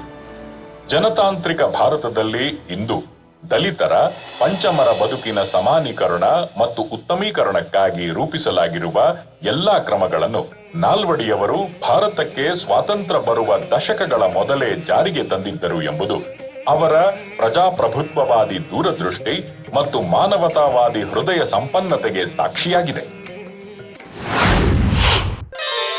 ವಿದ್ಯೆಯೇ ಎಲ್ಲಾ ಅಭಿವೃದ್ಧಿಗೂ ಮೂಲಾಧಾರ. ತಮ್ಮ ರಾಜ್ಯದ ಪ್ರಜೆಗಳೆಲ್ಲರೂ ವಿದ್ಯಾವಂತರಾದರೆ ಇತರ ಯಾವುದೇ ಕ್ಷೇತ್ರದಲ್ಲೂ ಅವರು ಅಭಿವೃದ್ಧಿಯನ್ನು ಸುಲಭವಾಗಿ ಕಾಣುತ್ತಾರೆ ಎಂಬ ಸೂತ್ರದಲ್ಲಿ ಅಚಲವಾದ ನಂಬಿಕೆ ಇಟ್ಟವರು ಮೈಸೂರಿನ ಮಹಾರಾಜರುಗಳು. ಚಾಮರಾಜೇಂದ್ರ ಒಡೆಯರ್ ಹಾಗೂ ಅವರ ನಂತರ 8 ವರ್ಷಗಳ ಕಾಲ ಆಡಳಿತ ನಡೆಸಿದ್ದ ರಾಜಮಾತೆ ವಾಣಿವಿಲಾಸ ಸನ್ನಿಧಾನ ಅವರು ಶಿಕ್ಷಣಕ್ಕೆ ಪ್ರಾಧಾನ್ಯತೆ ನೀಡಿದ್ದರು. ಸಾರ್ವಜನಿಕ ಶಿಕ್ಷಣ ಉಚಿತವಾಗಿತ್ತು. ಹೆಣ್ಣು ಮಕ್ಕಳಿಗಾಗಿ ಪ್ರತ್ಯೇಕ ಶಾಲೆಗಳನ್ನು ತೆರೆಯಲಾಗಿತ್ತು. ನಾಲ್ವಡಿಯವರ ಕಾಲದಲ್ಲಿ ಸಾರ್ವಜನಿಕ ಶಿಕ್ಷಣವು ಉನ್ನತ ಮಟ್ಟಕ್ಕೇರಿತು. 1902ರಲ್ಲಿ ಇವರು ಅಧಿಕಾರ ವಹಿಸಿಕೊಂಡಾಗ ಇದ್ದ ಶಾಲೆಗಳ ಸಂಖ್ಯೆ ಒಟ್ಟು 3884. ಇವರ ಆಡಳಿತದ ರಜತ ಮಹೋತ್ಸವದ ವರ್ಷ ಇದ್ದ ಶಾಲೆಗಳ ಸಂಖ್ಯೆ 12,869. ವಿದ್ಯಾರ್ಥಿಗಳ ಸಂಖ್ಯೆ 1,13,000ದಿಂದ 3,16,000ವಾಗಿತ್ತು. ಬುಡಕಟ್ಟು ಜನ ಮತ್ತು ಅರಣ್ಯ ನಿವಾಸಿಗಳಿಗೆ ಅವರವರ ಸ್ಥಳದಲ್ಲೇ ಲಂಬಾಣಿ ಮತ್ತು ಗಿರಿಜನ ಶಾಲೆಗಳನ್ನು ತೆರೆಯಲಾಗಿತ್ತು. ಹಿಂದುಳಿದ ವರ್ಗದ ಹೆಣ್ಣು ಮಕ್ಕಳಿಗೆ ಪ್ರತ್ಯೇಕ ವಿದ್ಯಾರ್ಥಿ ವೇತನ ನೀಡಲಾಗುತ್ತಿತ್ತು. 1913ರಲ್ಲಿ ಕಡ್ಡಾಯ ಶಿಕ್ಷಣ ಕಾಯಿದೆಯನ್ನು ಜಾರಿಗೆ ತರಲಾಯಿತು. ಇದರ ಪ್ರಕಾರ 7ರಿಂದ 11 ವರ್ಷ ವಯಸ್ಸಿನ ಮಕ್ಕಳನ್ನು ಕೂಲಿ ಕೆಲಸಕ್ಕೆ ನೇಮಕ ಮಾಡುವುದನ್ನು ನಿಷೇಧಿಸಿ ಎಲ್ಲಾ ಮಕ್ಕಳನ್ನು ಕಡ್ಡಾಯವಾಗಿ ಶಾಲೆಗೆ ಕಳಿಸುವ ಜವಾಬ್ದಾರಿಯನ್ನು ಪೋಷಕರಿಗೆ ವಹಿಸಲಾಯಿತು. ಮುಸ್ಲಿಂ ಜನಾಂಗದವರಿಗಾಗಿ ಪ್ರತ್ಯೇಕ ಉರ್ದು ಶಾಲೆಗಳು ಪ್ರಾರಂಭವಾದವು. 1916ರಲ್ಲಿ ಮೈಸೂರು ವಿಶ್ವವಿದ್ಯಾನಿಲಯ ಸ್ಥಾಪಿತವಾಯಿತು. ದೇಶೀಯ ರಾಜ್ಯಗಳಲ್ಲಿ ಮೊಟ್ಟ ಮೊದಲ ವಿಶ್ವವಿದ್ಯಾನಿಲಯವನ್ನು ಸ್ಥಾಪಿಸಿದ ಕೀರ್ತಿ ನಾಲ್ವಡಿ ಕೃಷ್ಣರಾಜ ಒಡೆಯರದ್ದು. ಎಂ ಶ್ರೀನಿವಾಸರಾವ್ ಎಂಬುವವರು ಕುರುಡು ಮತ್ತು ಮೂಕ ಮಕ್ಕಳಿಗಾಗಿ ಶಾಲೆಯೊಂದನ್ನು 1901ರಲ್ಲಿ ತಮ್ಮ ಮನೆಯಲ್ಲಿ ನಡೆಸುತ್ತಿದ್ದರು. ನಾಲ್ವಡಿಯವರು 1906ರಲ್ಲಿ ಈ ಶಾಲೆಗೆ ಭೇಟಿ ನೀಡಿ ಸರ್ಕಾರದಿಂದ ಧನ ಸಹಾಯ ನೀಡಿದರು. 1927ರಲ್ಲಿ ಮಹಾರಾಜರ ಸರ್ಕಾರವೇ ಈ ಶಾಲೆಯನ್ನು ವಹಿಸಿಕೊಂಡು ಅಭಿವೃದ್ಧಿಪಡಿಸಿತು. ಬ್ರೈಲ್ ಅಕ್ಷರ ಜೋಡಣೆಯ ಮುದ್ರಣ ಯಂತ್ರವನ್ನು ಸ್ಥಾಪಿಸಲಾಯಿತು. ಶಿಕ್ಷಣಾವಕಾಶ ದೊರಕದ ವಯಸ್ಕರಿಗಾಗಿ 1912ರಲ್ಲಿ ವಯಸ್ಕರ ಶಿಕ್ಷಣ ಯೋಜನೆ ಪ್ರಾರಂಭವಾಯಿತು. ಮೈಸೂರು ರಾಜ್ಯಾದ್ಯಂತ ಸುಮಾರು 7,000 ಸಾಕ್ಷರತಾ ಕೇಂದ್ರಗಳಲ್ಲಿ ಸಾವಿರಾರು ವಯಸ್ಕರು ಶಿಕ್ಷಣ ಜ್ಞಾನ ಪಡೆಯತೊಡಗಿದರು. ವಯಸ್ಕರ ಶಿಕ್ಷಣ ಸಮಿತಿಯು ಇಂಥವರಿಗಾಗಿ ವಿಶೇಷ ಪುಸ್ತಕಗಳನ್ನು ಪ್ರಕಟಿಸಿತು. ಶಾಲಾ ಕಾಲೇಜುಗಳಲ್ಲಿ ವಿಜ್ಞಾನ ಮತ್ತು ಕಲಾ ಶಿಕ್ಷಣದ ಜೊತೆಗೆ ವಾಣಿಜ್ಯ, ತಾಂತ್ರಿಕ, ಕೈಗಾರಿಕಾ ಮತ್ತು ವೃತ್ತಿ ಶಿಕ್ಷಣಕ್ಕೆ ವಿಶೇಷ ಒತ್ತು ನೀಡಲಾಯಿತು. ನಾಲ್ವಡಿಯವರು ಜನಕಲ್ಯಾಣ ಯೋಜನೆಗಳಿಗೆ, ಅದರಲ್ಲೂ ವಿಶೇಷವಾಗಿ ಶಿಕ್ಷಣಕ್ಕೆ ಹೆಚ್ಚು ಆದ್ಯತೆ ನೀಡಿದ್ದುದು ಅಂದಿನ ಬ್ರಿಟಿಷ್ ಆಳರಸರನ್ನು ದಂಗುಬಡಿಸಿತ್ತು. 1911ರಲ್ಲಿ ಶಿಕ್ಷಣ ಇಲಾಖೆಗೆ ಸುಮಾರು 11.5 ಲಕ್ಷ ರೂಪಾಯಿಗಳು ಮೀಸಲಿದ್ದರೆ ಅದು 1927ರಲ್ಲಿ 48 ಲಕ್ಷ ರೂಪಾಯಿಗಳಷ್ಟಾಗಿತ್ತು. ಈ ಮೊತ್ತ ಮಹಾರಾಜರು ಬ್ರಿಟಿಷ್ ಇಂಡಿಯಾ ಸರ್ಕಾರಕ್ಕೆ ನೀಡುತ್ತಿದ್ದ 35 ಲಕ್ಷ ರೂಪಾಯಿಗಳ ಪೊಗದಿ ಹಣಕ್ಕಿಂತಲೂ ತುಂಬಾ ಹೆಚ್ಚಾಗಿತ್ತು. ಇದನ್ನು ಮೆಚ್ಚಿಕೊಂಡ ಬ್ರಿಟಿಷ್ ಸರ್ಕಾರ ಪೊಗದಿ ಹಣವನ್ನು 24.5 ಲಕ್ಷ ರೂಪಾಯಿಗಳಿಗೆ ಇಳಿಸಿತು. ಈ ಸಂಬಂಧ ಅಂದಿನ ವೈಸ್ರಾಯ್ ಲಾರ್ಡ್ ಇರ್ವಿನ್ ನಾಲ್ವಡಿಯವರ ಆಡಳಿತದ ರಜತ ಮಹೋತ್ಸವದಲ್ಲಿ ಹೇಳಿದ ಮಾತುಗಳು ಗಮನಾರ್ಹ. ಬಹುಶಃ ಮೈಸೂರು ಇಂಡಿಯಾದ ಬೇರೆ ಯಾವುದೇ ದೇಶೀಯ ರಾಜ್ಯಕ್ಕಿಂತಲೂ ದೀರ್ಘವಾದ ಪ್ರಗತಿಪರ ಸರ್ಕಾರದ ಪರಂಪರೆಯನ್ನು ಹೊಂದಿದೆ. ನಾಲ್ವಡಿ ಕೃಷ್ಣರಾಜ ಒಡೆಯರು ದೇಶೋನ್ನತಿ ಸಾಧನೆ ಮಾಡಿದುದರ ಗೌರವಾರ್ಥ ನಾವು ಪೊಗದಿಯನ್ನು ಶಾಶ್ವತವಾಗಿ ಕಮ್ಮಿ ಮಾಡಿದ್ದೇವೆ. ಮುಮ್ಮಡಿ ಕೃಷ್ಣರಾಜ ಒಡೆಯರ್ರವರ ಕಾಲದಲ್ಲಿ ಪ್ರಾರಂಭವಾಗಿ ಚಾಮರಾಜೇಂದ್ರ ಒಡೆಯರ್ರರ ದಿನಗಳಲ್ಲಿ ಅಭಿವೃದ್ಧಿ ಹೊಂದಿದ ಶ್ರೀಮನ್ ಮಹಾರಾಜ ಸಂಸ್ಕೃತ ಮಹಾಪಾಠಶಾಲೆ ನಾಲ್ವಡಿ ಕೃಷ್ಣರಾಜ ಒಡೆಯರ್ ಅವರ ಕಾಲದಲ್ಲಿ 10 ವಿವಿಧ ವಿಷಯಗಳ ಬೋಧನೆ ಮತ್ತು ಸಂಶೋಧನೆಯನ್ನು ಪ್ರಾರಂಭಿಸಿತು. ಇಂದು ಈ ಸಂಸ್ಕೃತ ಮಹಾಪಾಠಶಾಲೆಗೆ ಭಾರತದಲ್ಲಿ ಅಗ್ರಸ್ಥಾನವಿದೆ. ನಾಲ್ವಡಿಯವರು ಅರಸೊತ್ತಿಗೆಯ ಅಧಿಪತಿ. ಗಾಂಧೀಜಿ ಸ್ವಾತಂತ್ರ್ಯ ಚಳುವಳಿಯ ನೇತಾರರು.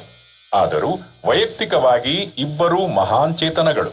ನಾಲ್ವಡಿಯವರ ನಡೆ ನುಡಿ ರಾಜ್ಯಾಡಳಿತವನ್ನು ಮೆಚ್ಚಿಕೊಂಡ ಗಾಂಧೀಜಿ ನಾಲ್ವಡಿಯವರನ್ನು ರಾಜ ಋಷಿ ಎಂದು ಶ್ಲಾಘಿಸಿದರೆ, ನಾಲ್ವಡಿಯವರು ಗಾಂಧೀಜಿಯ ಖಾದಿ ಚಳುವಳಿಯ ಅಭಿಮಾನಿಯಾಗಿದ್ದರು.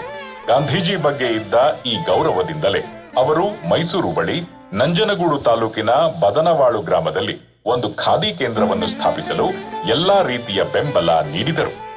ಈ ಖಾದಿ ಕೇಂದ್ರದಲ್ಲಿ ಖಾದಿ ನೂಲುವವರು, ಖಾದಿ ನೇಯುವವರು ಎಲ್ಲರೂ ಮಹಿಳೆಯರೇ.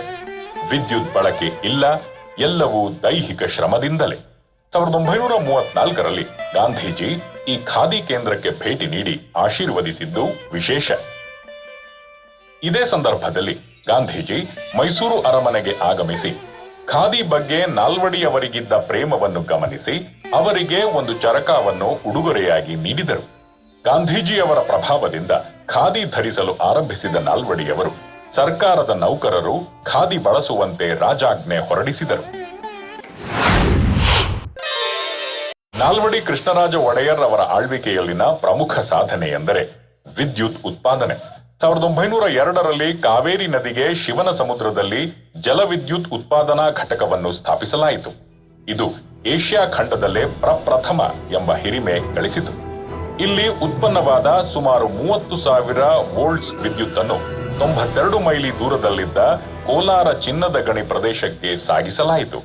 ಇಷ್ಟು ದೂರಕ್ಕೆ ವಿದ್ಯುತ್ ಸಾಗಣೆ ಮಾಡಿದ ಸಾಹಸ ಏಷ್ಯಾದಲ್ಲೇ ಮೊಟ್ಟ ಮೊದಲನೆಯದು ಹಾಗೂ ವಿಶ್ವದಲ್ಲಿ 3ನೆಯದು. 1905 ಆಗಸ್ಟ್ 3 ಭಾರತದಲ್ಲೇ ಮೊಟ್ಟ ಮೊದಲಾಗಿ ವಿದ್ಯುತ್ ಬೆಳಕು ಬೆಂಗಳೂರಿನಲ್ಲಿ ಬೆಳಗಿತು. 1906ರಲ್ಲಿ ಮೈಸೂರಿನ ಮನೆಗಳಲ್ಲಿ ವಿದ್ಯುತ್ ಬೆಳಕು ಹರಿಯಿತು. ಆನಂತರ ಹಳ್ಳಿಗಳ ಮನೆಗಳು ವಿದ್ಯುತ್ ಬೆಳಕಿನಲ್ಲಿ ಮಿಂಚಿದವು. ಜೋಗ್ ಜಲಪಾತದ ಬಳಿ ಶರಾವತಿ ನೀರಿನಿಂದ ವಿದ್ಯುತ್ ಉತ್ಪಾದನೆ ಮಾಡಲು 1939ರ ಫೆಬ್ರವರಿ 5ರಂದು ನಾಲ್ವಡಿಯವರು ಶಂಕುಸ್ಥಾಪನೆ ಮಾಡಿದರು.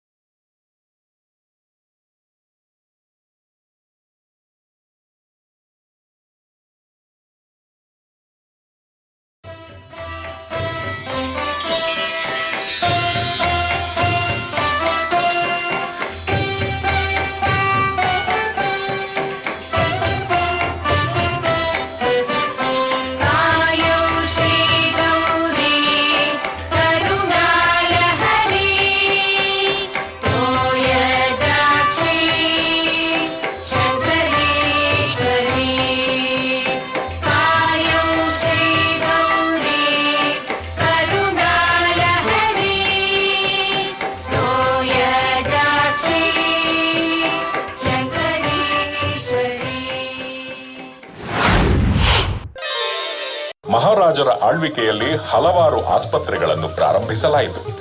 ಬೆಂಗಳೂರಿನಲ್ಲಿ ಮಿಂಟೋ ಕಣ್ಣಾಸ್ಪತ್ರೆ, ವಾಣಿ ವಿಲಾಸ ಆಸ್ಪತ್ರೆ, ಮಾನಸಿಕ ವಿಕಲರಿಗಾಗಿ ಆಸ್ಪತ್ರೆ, ಮೈಸೂರಿನಲ್ಲಿ ಕೃಷ್ಣರಾಜೇಂದ್ರ ಆಸ್ಪತ್ರೆ, ಚೆಲುವಾಂಬ ಆಸ್ಪತ್ರೆ, ಮಕ್ಕಳ ಆಸ್ಪತ್ರೆ, ವಿವಿಧ ಜಿಲ್ಲಾ ಮತ್ತು ತಾಲೂಕು ಕೇಂದ್ರಗಳಲ್ಲಿ ಆಸ್ಪತ್ರೆಗಳನ್ನು ಸ್ಥಾಪಿಸಲಾಯಿತು.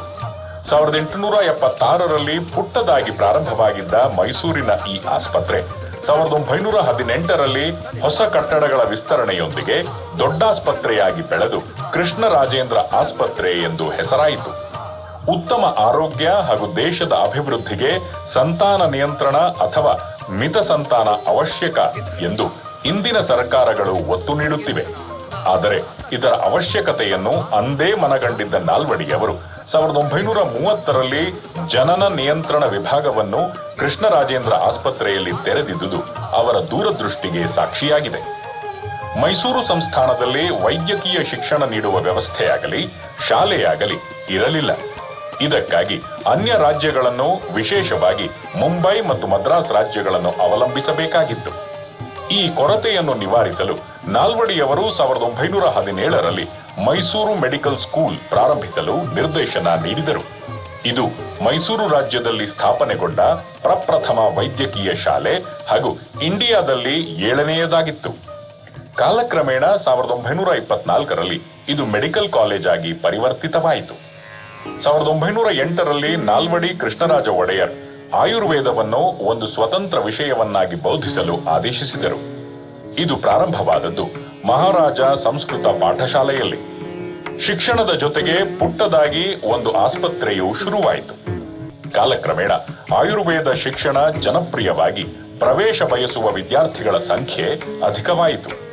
ಆಯುರ್ವೇದ ಚಿಕಿತ್ಸೆ ಬಯಸುವ ರೋಗಿಗಳ ಸಂಖ್ಯೆಯು ವೃದ್ಧಿಸಿತು. ಇದರ ಪರಿಣಾಮವೇ 1930ರಲ್ಲಿ ತಲೆ ಎತ್ತಿದ ಈ ಪ್ರತ್ಯೇಕ ಸ್ವತಂತ್ರ ಕಟ್ಟಡ. ಇದರ ಜೊತೆಗೆ ಯುನಾನಿ ಪದ್ಧತಿಯ ಶಿಕ್ಷಣ ಮತ್ತು ಆಸ್ಪತ್ರೆಯೂ ಸಹ ಪ್ರಾರಂಭವಾಯಿತು. ನಾಲ್ವಡಿ ಕೃಷ್ಣರಾಜ ಒಡೆಯರ್ ಅವರ ಆಡಳಿತ ಕಾಲವನ್ನು ಮೈಸೂರು ರಾಜ್ಯದ ಕೈಗಾರಿಕಾಭಿವೃದ್ಧಿಯಲ್ಲಿ ಸುವರ್ಣ ಯುಗ ಎಂದು ಕರೆಯಬಹುದು. 1911ರಲ್ಲಿ ನಡೆದ ಮೊಟ್ಟ ಮೊದಲ ಮೈಸೂರು ಆರ್ಥಿಕ ಸಮ್ಮೇಳನದ ಪರಿಣಾಮವಾಗಿ 1913ರಲ್ಲಿ ಕೈಗಾರಿಕೆ ಮತ್ತು ವಾಣಿಜ್ಯ ಇಲಾಖೆಯ ಸ್ಥಾಪನೆಯಾಗಿ ಇದು ಕೈಗಾರಿಕಾಭಿವೃದ್ಧಿಗೆ ನಾಂದಿ ಹಾಡಿತು. ಯುವಕರಿಗೆ ಕೈಗಾರಿಕಾ ಕ್ಷೇತ್ರದಲ್ಲಿ ಸೂಕ್ತ ತರಬೇತಿ ನೀಡುವ ಉದ್ದೇಶದಿಂದ ಮೆಕ್ಯಾನಿಕಲ್ ಎಂಜಿನಿಯರಿಂಗ್ ಸ್ಕೂಲ್ ಅನ್ನು ಪ್ರಾರಂಭಿಸಲಾಯಿತು. ಸರ್ಕಾರಿ ವಲಯದಲ್ಲಿ ಸ್ಥಾಪನೆಗೊಂಡ ಉದ್ಯಮಗಳಲ್ಲಿ ಮೈಸೂರು ಕಬ್ಬಿಣ ಮತ್ತು ಉಕ್ಕು ಕಾರ್ಖಾನೆ, ಕಾಗದ ಕಾರ್ಖಾನೆ, ಸಾಬೂನು ಕಾರ್ಖಾನೆ, ಗಂಧದೆಣ್ಣೆ ಕಾರ್ಖಾನೆ, ವಿದ್ಯುತ್ ಲ್ಯಾಂಪ್ ಕಾರ್ಖಾನೆ, ಅರಗು ಮತ್ತು ಬಣ್ಣ ಕಾರ್ಖಾನೆ, ರೇಷ್ಮೆ ಕಾರ್ಖಾನೆ, ಸಕ್ಕರೆ ಕಾರ್ಖಾನೆ, ಹೆಂಚಿನ ಕಾರ್ಖಾನೆ, ಇಂಡಸ್ಟ್ರಿಯಲ್ ವರ್ಕ್ಶಾಪ್ ಮುಂತಾದವು ಪ್ರಮುಖವಾದವು. ಈ ಕಾರ್ಖಾನೆಗಳ ಸ್ಥಾಪನೆಯಿಂದ ರಾಜ್ಯದ ಆರ್ಥಿಕ ಅಭಿವೃದ್ಧಿಯ ಜೊತೆಗೆ ಸಾವಿರಾರು ಜನರಿಗೆ ಉದ್ಯೋಗ ದೊರಕುತ್ತಿತ್ತು. ಮೈಸೂರಿನ ಕಂಪನ್ನು ಜಗತ್ತಿನಾದ್ಯಂತ ಹರಡುತ್ತಿರುವ ತೈಲ ಶ್ರೀಗಂಧದೆಣ್ಣೆ. ಗಂಧದ ಬೀಡಾದ ಮೈಸೂರಿನ ಅರಣ್ಯಗಳಲ್ಲಿ ಯಥೇಚ್ಛವಾಗಿ ದೊರೆಯುವ ಶ್ರೀಗಂಧದ ತಂಪು ಮತ್ತು ಕಂಪನ್ನು ಗಂಧದೆಣ್ಣೆ, ಗಂಧದ ಸಾಬೂನು, ಗಂಧದ ಅಗರಬತ್ತಿ ಮುಂತಾದವುಗಳ ಮೂಲಕ ದೇಶ ವಿದೇಶಗಳಲ್ಲಿ ಪಸರಿಸುವುದು ನಾಲ್ವಡಿ ಕೃಷ್ಣರಾಜ ಒಡೆಯರ್ ಮೈಸೂರಿನಲ್ಲಿ ಸ್ಥಾಪಿಸಿದ ಗಂಧದೆಣ್ಣೆ ಕಾರ್ಖಾನೆಯ ಉದ್ದೇಶ. 1916ರಲ್ಲಿ ಬೆಂಗಳೂರಲ್ಲಿ ಪ್ರಾರಂಭವಾದ ಈ ಗಂಧದೆಣ್ಣೆ ಕಾರ್ಖಾನೆಗೆ ಬೆಂಗಳೂರಿಗಿಂತ ಮೈಸೂರು ನಗರವೇ ಸೂಕ್ತ ಸ್ಥಳ ಎಂಬ ಕಾರಣದಿಂದ 1917ರಲ್ಲಿ ಮೈಸೂರಿಗೆ ಸ್ಥಳಾಂತರಗೊಂಡಿತು. 1866ರಲ್ಲಿ ಹಲವಾರು ಅನಿರೀಕ್ಷಿತ ಕಾರಣಗಳಿಂದ ರೇಷ್ಮೆ ಉದ್ಯಮ ನಶಿಸಿ ಹೋಗುವ ಸ್ಥಿತಿಗೆ ಬಂದಿತ್ತು. ಆಗ ನಾಲ್ವಡಿಯವರು ಜಪಾನ್ ಮತ್ತು ಇಟಲಿಗಳಿಂದ ತಜ್ಞ ಪರಿಣತರನ್ನು ಕರೆಸಿ ಹೊಸ ಪ್ರಯೋಗಗಳನ್ನು ಮಾಡಿ ಹೊಸ ಕಾರ್ಯಕ್ರಮಗಳನ್ನು ರೂಪಿಸಿ ರೇಷ್ಮೆ ಉದ್ಯಮವನ್ನು ಜೀವಂತವಾಗಿಟ್ಟರು.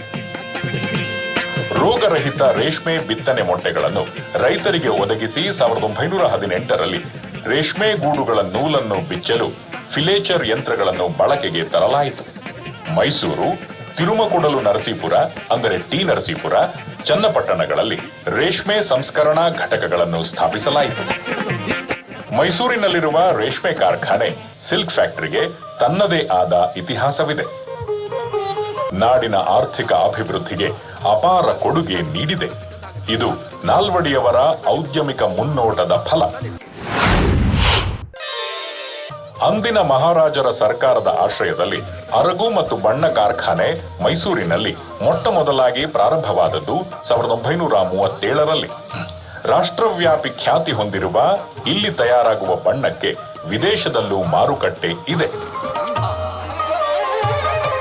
ಈ ಕಾರ್ಖಾನೆಯ ಇನ್ನೊಂದು ವಿಶೇಷವೆಂದರೆ ಅಳಿಸಲಾಗದ ಶಾಯಿ. ರಾಷ್ಟ್ರೀಯ ಮಹತ್ವವಿದ್ದ ವಿಮಾನ ನಿರ್ಮಾಣ ಕಾರ್ಖಾನೆ 1940ರಲ್ಲಿ ಬೆಂಗಳೂರಿನಲ್ಲಿ ಸ್ಥಾಪನೆಗೊಳ್ಳಲು ನಾಲ್ವಡಿಯವರ ಪ್ರೋತ್ಸಾಹವೇ ಕಾರಣ. ಗ್ರಾಮೀಣ ಜನರಿಗೆ ಹಾಗೂ ಆರ್ಥಿಕವಾಗಿ ಹಿಂದುಳಿದವರಿಗೆ ಉದ್ಯೋಗಾವಕಾಶಗಳನ್ನು ಕಲ್ಪಿಸಿ ಅವರ ಆರ್ಥಿಕ ಪರಿಸ್ಥಿತಿಯನ್ನು ಸುಧಾರಿಸಲು ಗೃಹ ಕೈಗಾರಿಕೆಗಳಿಗೆ ಅವಕಾಶ ಕಲ್ಪಿಸಿಕೊಡಲಾಯಿತು. ವಿದೇಶಗಳಲ್ಲಿ ಮೈಸೂರಿನ ಕೈಗಾರಿಕೋತ್ಪನ್ನಗಳಿಗೆ ಸೂಕ್ತ ಮಾರುಕಟ್ಟೆ ಪಡೆದುಕೊಳ್ಳುವ ದೃಷ್ಟಿಯಿಂದ 1929ರಲ್ಲಿ ಲಂಡನ್ನಲ್ಲಿ ಒಬ್ಬ ಟ್ರೇಡ್ ಕಮಿಷನರ್ ಅನ್ನು ನೇಮಿಸಲಾಯಿತು. ಆರ್ಥಿಕ ಕ್ಷೇತ್ರದಲ್ಲಿ ಹಣಕಾಸಿನ ಸದ್ವ್ಯವಹಾರಕ್ಕಾಗಿ 1913ರಲ್ಲಿ ಮೈಸೂರು ಬ್ಯಾಂಕ್ ಸ್ಥಾಪನೆಗೊಂಡಿತು. ಕೈಗಾರಿಕಾ ಕ್ಷೇತ್ರದಲ್ಲಿ ಸಹಕಾರ ಸೌಹಾರ್ದತೆ ಸ್ಥಾಪಿತವಾಗಲಿ ಎಂಬ ಉದ್ದೇಶದಿಂದ 1916ರಲ್ಲಿ ಮೈಸೂರು ಚೇಂಬರ್ ಆಫ್ ಕಾಮರ್ಸ್ ಎಂಬ ವಾಣಿಜ್ಯ ಸಂಸ್ಥೆ ಜನ್ಮ ತಾಳಿತು. ನಾಲ್ವಡಿಯವರ ಮುಂದಾಲೋಚನೆಯ ಫಲವಾಗಿ 1935ರಲ್ಲಿ ಭದ್ರಾವತಿಯಲ್ಲಿ ಪ್ರಾರಂಭವಾದ ಮೈಸೂರು ಕಾಗದ ಕಾರ್ಖಾನೆ ಶ್ರೇಷ್ಠ ಗುಣಮಟ್ಟದ ಕಾಗದವನ್ನು ಉತ್ಪಾದಿಸುತ್ತಿದೆ. ಈ ಕಾರ್ಖಾನೆ ಕಾಗದದ ತಯಾರಿಕೆಗೆಂದು ಪರಿಸರವನ್ನು ನಾಶ ಮಾಡುತ್ತಿಲ್ಲ. ಆರ್ಥಿಕ ಅಭಿವೃದ್ಧಿ ಎಂದರೆ ಕೈಗಾರಿಕೆಗಳ ಅಭಿವೃದ್ಧಿ. ಕೈಗಾರಿಕೆಗಳಿಗೆ ನೂರಾರು ರೀತಿಯ ಯಂತ್ರಗಳು ಬೇಕು. ಯಂತ್ರಗಳನ್ನು ತಯಾರಿಸಲು ಕಬ್ಬಿಣ ಮತ್ತು ಉಕ್ಕು ಬೇಕೇ ಬೇಕು. ಇದನ್ನು ಮನಗಂಡ ನಾಲ್ವಡಿಯವರು 1921ರಲ್ಲಿ ಭದ್ರಾವತಿಯಲ್ಲಿ ಕಬ್ಬಿಣ ಮತ್ತು ಉಕ್ಕು ಕಾರ್ಖಾನೆಯನ್ನು ಸ್ಥಾಪಿಸಿದರು. 1923ರಲ್ಲಿ ಇದ್ದಿಲಿನಿಂದ ನಡೆಸಲ್ಪಡುವ ಊದು ಕುಲುಮೆಯನ್ನು ಪ್ರಾರಂಭಿಸಲಾಯಿತು.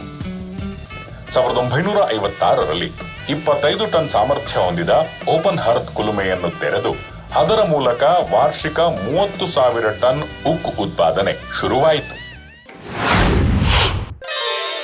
ಮೈಸೂರಲ್ಲಿ 1892ರಲ್ಲೇ ಚಿಕ್ಕದಾಗಿ ಪ್ರಾರಂಭವಾಗಿದ್ದ ಚಾಮರಾಜೇಂದ್ರ ತಾಂತ್ರಿಕ ಶಿಕ್ಷಣ ಸಂಸ್ಥೆ ಕಲೆ ಮತ್ತು ಗುಡಿ ಕೈಗಾರಿಕೆಯಲ್ಲಿ ವಿಶೇಷ ಶಿಕ್ಷಣ ತರಬೇತಿ ನೀಡುವ ಬೃಹತ್ ಶಾಲೆಯಾಗಿ ಹೊಸ ರೂಪ ಪಡೆಯಿತು. ಇದು ಮೈಸೂರಿನ ಪ್ರತಿಷ್ಠಿತ ಶಿಕ್ಷಣ ಕೇಂದ್ರಗಳಲ್ಲಿ ಒಂದಾಗಿದೆ. ಗಂಧದಲ್ಲಿ ವಿಗ್ರಹ, ಇನ್ಲೆ ಮುಂತಾದ ಕೆತ್ತನೆ,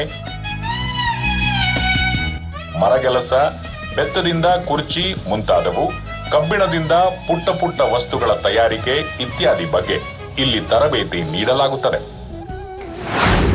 ನಾಲ್ವಡಿಯವರ ಆಳ್ವಿಕೆಯ ರಜತ ಮಹೋತ್ಸವದ ನೆನಪಿನಲ್ಲಿ ವಿದ್ಯಾರ್ಥಿಗಳಿಗೆ ತಾಂತ್ರಿಕ ಶಿಕ್ಷಣ ಮತ್ತು ತರಬೇತಿ ನೀಡಲು ಬೆಂಗಳೂರಿನಲ್ಲಿ ಶ್ರೀ ಕೃಷ್ಣರಾಜೇಂದ್ರ ರಜತೋತ್ಸವ ತಾಂತ್ರಿಕ ಶಿಕ್ಷಣ ಸಂಸ್ಥೆ ಪ್ರಾರಂಭಿಸಲ್ಪಟ್ಟಿತು. ಕೃಷಿ ಕೈಗಾರಿಕೆ, ವಾಣಿಜ್ಯ ಕ್ಷೇತ್ರಗಳ ಅಭಿವೃದ್ಧಿಗೆ ಸಾರಿಗೆ ಸೌಲಭ್ಯ ಅತ್ಯವಶ್ಯಕ ಎಂಬ ದೃಷ್ಟಿಯಿಂದ ನಾಲ್ವಡಿಯವರ ಸರ್ಕಾರ ರಸ್ತೆ ಮತ್ತು ರೈಲು ಸಾರಿಗೆಗೆ ಆದ್ಯತೆ ನೀಡಿತು. ಹಳ್ಳಿಗಳಿಗೆ ಪಟ್ಟಣಗಳೊಂದಿಗೆ ಸಂಪರ್ಕ ಕಲ್ಪಿಸಲು 1919ರ ವೇಳೆಗೆ ರಾಜ್ಯ ನಿಧಿಯಿಂದ ಸುಮಾರು 2,003 ಮೈಲಿ ಮತ್ತು ಜಿಲ್ಲಾ ನಿಧಿಯಿಂದ 3,505 ಮೈಲಿ ಉದ್ದದ ರಸ್ತೆಗಳು ನಿರ್ಮಾಣಗೊಂಡವು. 1923-24ರ ವೇಳೆಗೆ ಸುಮಾರು 1,613 ಮೈಲಿ ಉದ್ದದ ರಸ್ತೆಗಳ ಡಾಂಬರೀಕರಣವಾಗಿತ್ತು. ಮೋಟಾರು ವಾಹನಗಳ ನಿಯಂತ್ರಣಕ್ಕಾಗಿ 1913ರಲ್ಲಿ ಮೈಸೂರು ಮೋಟಾರು ವಾಹನ ನಿಯಂತ್ರಣ ಕಾಯ್ದೆಯನ್ನು ಜಾರಿಗೆ ತರಲಾಯಿತು. 1940ರ ವೇಳೆಗೆ ರಸ್ತೆಗಳ ನಿರ್ಮಾಣ ದ್ವಿಗುಣಗೊಂಡಿತ್ತು. ರಸ್ತೆ ಸಾರಿಗೆ ಬೆಳವಣಿಗೆಗೆ ಪೂರಕವಾಗಿ ಅನೇಕ ಸೇತುವೆಗಳನ್ನು ನಿರ್ಮಿಸಲಾಯಿತು. ಚಾಮರಾಜೇಂದ್ರ ಒಡೆಯರ್ ಅವರ ಕಾಲದಲ್ಲಿ 1884ರ ಹೊತ್ತಿಗೆ ಸುಮಾರು 140 ಮೈಲಿ ಉದ್ದ ರೈಲ್ವೆ ಮಾರ್ಗವಿದ್ದು, ಮುಂದಿನ ವಿಸ್ತರಣೆಯ ಕಾರ್ಯವನ್ನು ಮದರಾಸು ಮತ್ತು ದಕ್ಷಿಣ ಮರಾಠ ರೈಲ್ವೆ ಕಂಪನಿಗೆ ಕೆಲವು ಷರತ್ತುಗಳೊಡನೆ ವಹಿಸಲಾಗಿತ್ತು. ನಾಲ್ವಡಿ ಕೃಷ್ಣರಾಜ ಒಡೆಯರ್ ಅವರು ಅಧಿಕಾರಕ್ಕೆ ಬಂದ ನಂತರ 1906ರಲ್ಲಿ ಬೆಂಗಳೂರು ಚಿಕ್ಕಬಳ್ಳಾಪುರ ರೈಲು ಮಾರ್ಗ ಪೂರ್ಣಗೊಂಡಿತು. 1910-11ರಲ್ಲಿ ಮೈಸೂರು ಸಂಸ್ಥಾನದಲ್ಲಿ ಸುಮಾರು 411 ಮೈಲಿ ಉದ್ದದ ರೈಲ್ವೆ ಸಾರಿಗೆ ವ್ಯವಸ್ಥೆ ಇತ್ತು. 1913ರಲ್ಲಿ ನಾಲ್ವಡಿಯವರು ಮದರಾಸು ಮತ್ತು ದಕ್ಷಿಣ ಮರಾಠ ರೈಲ್ವೆ ಕಂಪನಿಗೆ ವಹಿಸಿದ್ದ ರೈಲ್ವೆ ಮಾರ್ಗ ನಿರ್ಮಾಣದ ಜವಾಬ್ದಾರಿಯನ್ನು ವಾಪಸ್ಸು ಪಡೆದರು. ಮೈಸೂರು ಸರ್ಕಾರದ ಸ್ವಾಮ್ಯದಲ್ಲಿ ಹೊಸ ರೈಲು ಸಾರಿಗೆ ನಿರ್ಮಾಣ ಇಲಾಖೆಯನ್ನು ಪ್ರಾರಂಭಿಸಲಾಯಿತು. 1918ರಲ್ಲಿ ಚಿಕ್ಕಬಳ್ಳಾಪುರ ಯಲಹಂಕ ಮೈಸೂರು ಅರಸೀಕೆರೆ ನಡುವೆ 100 ಮೈಲಿ ಉದ್ದದ ಮೀಟರ್ ಗೇಜ್ ರೈಲು ಮಾರ್ಗ ನಿರ್ಮಾಣವಾಯಿತು. 1921ರಲ್ಲಿ ಚಿಕ್ಕ ಜಾಜೂರು ಚಿತ್ರದುರ್ಗ ರೈಲು ಮಾರ್ಗ ಸಿದ್ಧವಾಯಿತು. ಚಿಕ್ಕಬಳ್ಳಾಪುರ ಬಂಗಾರುಪೇಟೆ, ಬೀರೂರು ತಾಳಗುಪ್ಪ ನಡುವಿನ ರೈಲು ಮಾರ್ಗಗಳು ಸಹ ಪೂರ್ಣಗೊಂಡವು. ನಾಲ್ವಡಿ ಕೃಷ್ಣರಾಜ ಒಡೆಯರ್ ಅವರು ತಮ್ಮ ಹಿರಿಯರಂತೆ ಸಂಗೀತ ಪ್ರೇಮಿ ಮತ್ತು ಕಲಾರಸಿಕರಾಗಿದ್ದರು. ವೀಣೆ, ಕೊಳಲು, ಪಿಟೀಲು, ಪಿಯಾನೋ ಮುಂತಾದ ವಾದ್ಯಗಳನ್ನು ನುಡಿಸುತ್ತಿದ್ದರು. ಸ್ವತಃ ಗಾಯಕರೂ ಆಗಿದ್ದರು. ಕರ್ನಾಟಕ ಸಂಗೀತ, ಹಿಂದೂಸ್ತಾನಿ ಸಂಗೀತ ಮತ್ತು ಪಾಶ್ಚಾತ್ಯ ಸಂಗೀತದಲ್ಲಿ ಇವರಿಗೆ ಅಪಾರ ಆಸಕ್ತಿ ಇತ್ತು. ಇವರ ಆಸ್ಥಾನ ಪ್ರಖ್ಯಾತ ನಾಟಕಕಾರರು, ಕವಿಗಳು, ಸಂಗೀತಗಾರರು, ನೃತ್ಯಪಟುಗಳ ಆಶ್ರಯ ತಾಣವಾಗಿತ್ತು. ನಂಜನಗೂಡು ಶ್ರೀಕಂಠಶಾಸ್ತ್ರಿ, ಬಸಪ್ಪ ಶಾಸ್ತ್ರಿ ಮುಂತಾದ ಸಾಹಿತ್ಯಾಚಾರ್ಯರು, ಮೈಸೂರು ವಾಸುದೇವಾಚಾರ್ಯ, ಬಿಡಾರಂ ಕೃಷ್ಣಪ್ಪ, ಪಿಟೀಲು ಚೌಡಯ್ಯ, ವೀಣೆ ಶೇಷಣ್ಣ, ವೀಣೆ ಸುಬ್ಬಣ್ಣ, ವೀಣೆ ವೆಂಕಟಗಿರಿಯಪ್ಪ ಮುಂತಾದ ಕರ್ನಾಟಕ ಸಂಗೀತ ದಿಗ್ಗಜಗಳು, ಹಿಂದೂಸ್ತಾನಿ ಸಂಗೀತ ಶ್ರೇಷ್ಠರಾದ ನತ್ತನ್ ಖಾನ್, ಫಯಾಜ್ ಹುಸೇನ್ ಖಾನ್, ಸಿತಾರ್ ವಾದಕ ಹಫೀಜ್ ಖಾನ್, ಥುಮ್ರಿ ಗಾಯಕಿ ಗೋಯರ್ ಖಾನ್, ರಸೂಲನ್ ಬಾಯಿ ಮುಂತಾದವರು ನಾಲ್ವಡಿಯವರ ಆಸ್ಥಾನದಲ್ಲಿ ಮಿಂಚುತ್ತಿದ್ದರು. ಭಾರತದಲ್ಲೇ ಮೊಟ್ಟ ಮೊದಲಿಗೆ ಕರ್ನಾಟಕ ಸಂಗೀತದ ಬ್ಯಾಂಡ್ ಅನ್ನು ಅರಮನೆಯಲ್ಲಿ ಪ್ರಾರಂಭಿಸಿದರು. ಅರಮನೆಯಲ್ಲಿದ್ದ ಯುರೋಪಿಯನ್ ಬ್ಯಾಂಡ್ ಅನ್ನು ಪರಿಷ್ಕರಿಸಿ ರೀಡ್ ಬ್ಯಾಂಡ್ ಮತ್ತು ಕ್ಯಾವೆಲ್ರಿ ಬ್ಯಾಂಡ್ ಎಂದು ಬೇರ್ಪಡಿಸಿದರು. ಅರಮನೆಯ ಈ ವಾದ್ಯ ವೃಂದಗಳು ರಜಾ ದಿನಗಳು ಮತ್ತು ಹಬ್ಬ ಹರಿದಿನಗಳಲ್ಲಿ ವಿವಿಧ ಉದ್ಯಾನಗಳಲ್ಲಿ ಕೆಲವೊಂದು ಆಸ್ಪತ್ರೆಗಳಲ್ಲಿ ಸಾರ್ವಜನಿಕ ರಂಜನೆಗೆಂದು ಕಾರ್ಯಕ್ರಮ ನಡೆಸಲು ವ್ಯವಸ್ಥೆ ಮಾಡಿದ್ದರು. ಅರಮನೆಯ ಚಂದ್ರ ಶಾಲೆಯ ತೊಟ್ಟಿಯಲ್ಲಿ ಸಂಗೀತ ಶಾಲೆಯೊಂದನ್ನು ಸ್ಥಾಪಿಸಿ ಆಸಕ್ತಿ ಇದ್ದ ಸಾರ್ವಜನಿಕರು ಸಂಗೀತ ಕಲಿಯಲು ಅವಕಾಶ ನೀಡಿದ್ದರು. ಅಂಬಾವಿಲಾಸದಲ್ಲಿ ರಾಜ ಕುಟುಂಬದವರ ಸಂಗೀತ ಶಾಲೆ ಇತ್ತು. ನಾಲ್ವಡಿ ಕೃಷ್ಣರಾಜ ಒಡೆಯರ್ ಅವರು ವಾಸ್ತುಶಿಲ್ಪ, ಮೂರ್ತಿಶಿಲ್ಪ, ಚಿತ್ರಕಲೆಗಳಿಗೆ ಅಪಾರ ಪ್ರೋತ್ಸಾಹ ನೀಡಿದ್ದಾರೆ. ಹಿಂದೂ ಶೈಲಿ, ಮಹಮದೀಯ ಶೈಲಿ ಮತ್ತು ಪಾಶ್ಚಾತ್ಯ ಶೈಲಿಗಳು ಸಮನ್ವಯಿಸಿದ ಆಧುನಿಕ ವಾಸ್ತುಶೈಲಿಯನ್ನು ನಾಲ್ವಡಿಯವರು ಕಟ್ಟಿಸಿದ ಅರಮನೆಗಳು, ಮಹಲುಗಳು, ಕಟ್ಟಡಗಳಲ್ಲಿ ಕಾಣಬಹುದು. ಐರೋಪ್ಯ ವಾಸ್ತುಶೈಲಿಯಲ್ಲಿ ಗಂಡು ಶೈಲಿ ಎಂದು ಹೆಸರಾದ ಡೋರಿಕ್ ಮಾದರಿಯ ಕಂಬ ಸಾಲುಗಳ ವಿನ್ಯಾಸವನ್ನು ಲಲಿತ ಮಹಲ್, ಚೆಲುವಾಂಬ ಮಹಲ್, ಜಯಲಕ್ಷ್ಮಿ ವಿಲಾಸ ಮಹಲ್, ಕೃಷ್ಣರಾಜೇಂದ್ರ ಆಸ್ಪತ್ರೆ, ಚೆಲುವಾಂಬ ಆಸ್ಪತ್ರೆಗಳಲ್ಲಿ ಕಾಣಬಹುದು. ಎತ್ತರವಾದ ಉಪ್ಪರಿಗೆ ಕಟ್ಟಡಗಳ ಗಾಥಿಕ್ ಶೈಲಿಯನ್ನು ನ್ಯಾಯಾಲಯಗಳು, ಮೈಸೂರು ಅರಮನೆ, ಕಾರಂಜಿ ಮಹಲುಗಳಲ್ಲಿ ನೋಡಬಹುದು. ಮೈಸೂರು ಅರಮನೆಯ ಅಲಂಕರಣಕ್ಕೆ ಮಾಡಲಾದ ಶಿಲ್ಪಕೃತಿಗಳಲ್ಲಿ ಸಾಂಪ್ರದಾಯಿಕ ಹಾಗೂ ಆಧುನಿಕ ಶೈಲಿಯ ಪ್ರಭಾವವನ್ನು ಕಾಣಬಹುದು. ಅಭಿನವ ಜಕಣಾಚಾರ್ಯರೆಂದೇ ಪ್ರಸಿದ್ಧರಾದ ಶಿಲ್ಪ ಸಿದ್ಧಾಂತಿ ಸಿದ್ಧಲಿಂಗ ಸ್ವಾಮಿಯವರು ರಚಿಸಿದ ದೇವಿ ದೇವತೆಯರ ವರ್ಣಚಿತ್ರಗಳು ಮೈಸೂರು ಅರಮನೆಯ ದರ್ಬಾರ್ ಹಾಲ್ನಲ್ಲಿ ಶೋಭಿಸುತ್ತಿವೆ. ಪ್ಲಾಸ್ಟರ್ ಆಫ್ ಪ್ಯಾರಿಸ್ನಲ್ಲಿ ನಿರ್ಮಿಸಲಾಗಿರುವ ಒಂದು ಅದ್ಭುತ ಕಲಾಕೃತಿ ನಾಲ್ವಡಿಯವರು ಕುರ್ಚಿಯಲ್ಲಿ ಕುಳಿತಿರುವ ಪ್ರತಿಮೆ. ಈ ಕೃತಿಯ ಶಿಲ್ಪಿ ಬಸವಯ್ಯನವರು. ವಿಜಯನಗರ ಸಾಮ್ರಾಜ್ಯದ ಪತನಾನಂತರ ಚಿತ್ರಕಲೆಗೆ ಹೆಚ್ಚಿನ ಪ್ರೋತ್ಸಾಹ ಕೊಟ್ಟವರು ಮೈಸೂರು ಅರಸರು. ನಾಲ್ವಡಿಯವರ ಕಾಲದಲ್ಲಿ ಪ್ರಾಚೀನ ಸಂಪ್ರದಾಯದ ವರ್ಣಚಿತ್ರಕಲೆಗೆ ಅಪಾರ ಪ್ರೋತ್ಸಾಹ ದೊರೆತಿದೆ. ಮೈಸೂರು ಶೈಲಿ ಎಂದೇ ಪ್ರಖ್ಯಾತವಾದ ದೇಶೀಯ ವರ್ಣಚಿತ್ರ ಶೈಲಿಗೆ ನಾಲ್ವಡಿಯವರು ಅಪಾರ ಪ್ರೋತ್ಸಾಹ ನೀಡಿದ್ದರು. K Keshavayya, S Nanjundaswamy, Y Nagaraju, Y Subrahmanyaraju, Shankar Raju, N R Iyengar, S N Swamy, Ramanarasaiah ಮುಂತಾದವರ ವರ್ಣಚಿತ್ರಗಳು ಮೈಸೂರು ಅರಮನೆಯ ಸೌಂದರ್ಯವನ್ನು ಹೆಚ್ಚಿಸಿವೆ.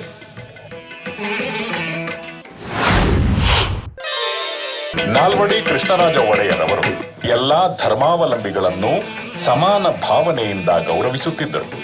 ಎಲ್ಲರೂ ಒಂದೇ ದೇವರ ಮಕ್ಕಳು, ದೀಪ ಯಾವುದಾದರೂ ಬೆಳಗುವ ಜ್ಯೋತಿ ಒಂದೇ ಎಂಬುದು ಅವರ ಆದರ್ಶ. ಮಹಾರಾಜರ ಅಂಗರಕ್ಷಕ ಅಶ್ವಪಡೆಯಿದ್ದ ಬಾಡಿ ಗಾರ್ಡ್ಸ್ ಆವರಣದಲ್ಲಿ ದೇವಸ್ಥಾನದ ಹತ್ತಿರದಲ್ಲೇ ಮುಸ್ಲಿಂ ಸೈನಿಕರಿಗೆಂದು ಹೊಸದಾಗಿ ಒಂದು ಮಸೀದಿಯನ್ನು ನಿರ್ಮಿಸಿ 1922ರಲ್ಲಿ ತಾವೇ ಇದನ್ನು ಉದ್ಘಾಟಿಸಿದರು. ಇದರ ನಿರ್ಮಾಣ ಮತ್ತು ಆನಂತರ ನಿರ್ವಹಣೆಯ ಎಲ್ಲಾ ಖರ್ಚು ವೆಚ್ಚವನ್ನು ಸರ್ಕಾರದಿಂದಲೇ ಭರಿಸಲು ಆದೇಶಿಸಿದರು. ಮೈಸೂರಿನ ಇರ್ವಿನ್ ರಸ್ತೆಯಲ್ಲೊಂದು ಜುಮ್ಮಾ ಮಸೀದಿ 1830ರಲ್ಲಿ ಮುಮ್ಮಡಿ ಕೃಷ್ಣರಾಜ ಒಡೆಯರ್ ಕಟ್ಟಿಸಿದ್ದು. ಸುಮಾರು 100 ವರ್ಷಗಳ ಕಾಲದಲ್ಲಿ ಮಸೀದಿ ಜೀರ್ಣವಾಗಿತ್ತು. ನಾಲ್ವಡಿಯವರು 1927ರಲ್ಲಿ ಇದರ ದುರಸ್ತಿಗೆ ಸರ್ಕಾರದಿಂದ 38,000 ರೂಪಾಯಿಗಳನ್ನು ನೀಡಿ ಸರ್ಕಾರದ ಇಂಜಿನಿಯರ್ಗಳಿಂದಲೇ ಅಭಿವೃದ್ಧಿಗೊಳಿಸಿದರು. 1927 ಏಪ್ರಿಲ್ 6ರಂದು ತಾವೇ ಇದನ್ನು ಉದ್ಘಾಟಿಸಿದರು. ಮೈಸೂರು ದೊಡ್ಡಪೇಟೆ ರಸ್ತೆಯಲ್ಲಿರುವ ಕಚ್ಚಿ ಮೇಮನ್ ಮಸೀದಿಯನ್ನು ಕಟ್ಟಲು ಅನುಮತಿ ಕೊಟ್ಟು ಕಚ್ ಸೇಟ್ಗಳಿಗೆ ಅನುಕೂಲ ಮಾಡಿಕೊಟ್ಟರು. ಮೈಸೂರಿನ ಸೆಂಟ್ ಫಿಲೋಮಿನಾ ಚರ್ಚ್ ಕಟ್ಟಲು ಅನುಮತಿ, ಧನಸಹಾಯ ನೀಡಿದ್ದೇ ಅಲ್ಲದೆ ತಾವೇ ಅಸ್ಥಿಭಾರ ಹಾಕಿದರು. ಆರ್ಯ ಸಮಾಜ, ಜೈನ ಬಸದಿ, ಅಭಿನವ ಶಂಕರಾಲಯಗಳನ್ನು ನಿರ್ಮಿಸಲು ನೆರವು ನೀಡಿದರು. ಮೈಸೂರಲ್ಲಿ ರಾಮಕೃಷ್ಣ ಆಶ್ರಮ ಸ್ಥಾಪನೆಗೆ ಸ್ಥಳ ನೀಡಿ ಅದರ ಅಭಿವೃದ್ಧಿಗೆ ಎಲ್ಲಾ ರೀತಿಯ ಸಹಾಯ ನೀಡಿದರು. ಕ್ಷಯರೋಗ ನಿವಾರಣೆಗೆಂದು 1921ರಲ್ಲಿ ಮೈಸೂರಿನಲ್ಲಿ ಪ್ರಾರಂಭವಾದ ಈ ರಾಜಕುಮಾರಿ ಕೃಷ್ಣರಾಜಮ್ಮಣ್ಣಿ ಕ್ಷಯರೋಗ ಆಸ್ಪತ್ರೆಯ ಹಿನ್ನೆಲೆಯಲ್ಲಿ ಒಂದು ಕಣ್ಣೀರ ಕಥೆ ಇದೆ. ನಾಲ್ವಡಿಯವರ 2ನೇ ಅಕ್ಕ ಕೃಷ್ಣರಾಜಮ್ಮಣ್ಣಿ ಮತ್ತು ಅವರ 3 ಹೆಣ್ಣು ಮಕ್ಕಳು ಹಿರಿಯ ವಯಸ್ಸಿನಲ್ಲೇ ಕ್ಷಯರೋಗಕ್ಕೆ ಬಲಿಯಾದರು. ಆ ದಿನಗಳಲ್ಲಿ ಕ್ಷಯರೋಗಕ್ಕೆ ಔಷಧಿಯೇ ಇರಲಿಲ್ಲ. ರಾಜಕುಮಾರಿಯರಿಗೆ ಈ ಸ್ಥಿತಿಯಾದರೆ ಸಾಮಾನ್ಯ ಪ್ರಜೆಗಳ ಪಾಡೇನು ಎಂದು ಚಿಂತಿಸಿದ ರಾಜಮಾತೆ ವಾಣಿವಿಲಾಸ ಸನ್ನಿಧಾನ ಮತ್ತು ಮಹಾರಾಜ ನಾಲ್ವಡಿ ಕೃಷ್ಣರಾಜ ಒಡೆಯರ್ ಕೃಷ್ಣರಾಜಮ್ಮಣ್ಣಿಯ ಆಸ್ತಿಯಿಂದ 75,000 ರೂಪಾಯಿ ಮತ್ತು ಸರ್ಕಾರದಿಂದ 28,000 ರೂಪಾಯಿ ನೀಡಿ ಈ ಆಸ್ಪತ್ರೆಯನ್ನು ನಿರ್ಮಿಸಿದರು. ಆ ದಿನಗಳಲ್ಲಿ ದಕ್ಷಿಣ ಏಷ್ಯಾದಲ್ಲೇ ಕ್ಷಯರೋಗ ಚಿಕಿತ್ಸೆಗೆ ಇದು ಮೊಟ್ಟ ಮೊದಲ ಆಸ್ಪತ್ರೆಯಾಗಿತ್ತು. ಕಾಶಿ ಹಿಂದೂ ವಿಶ್ವವಿದ್ಯಾಲಯ.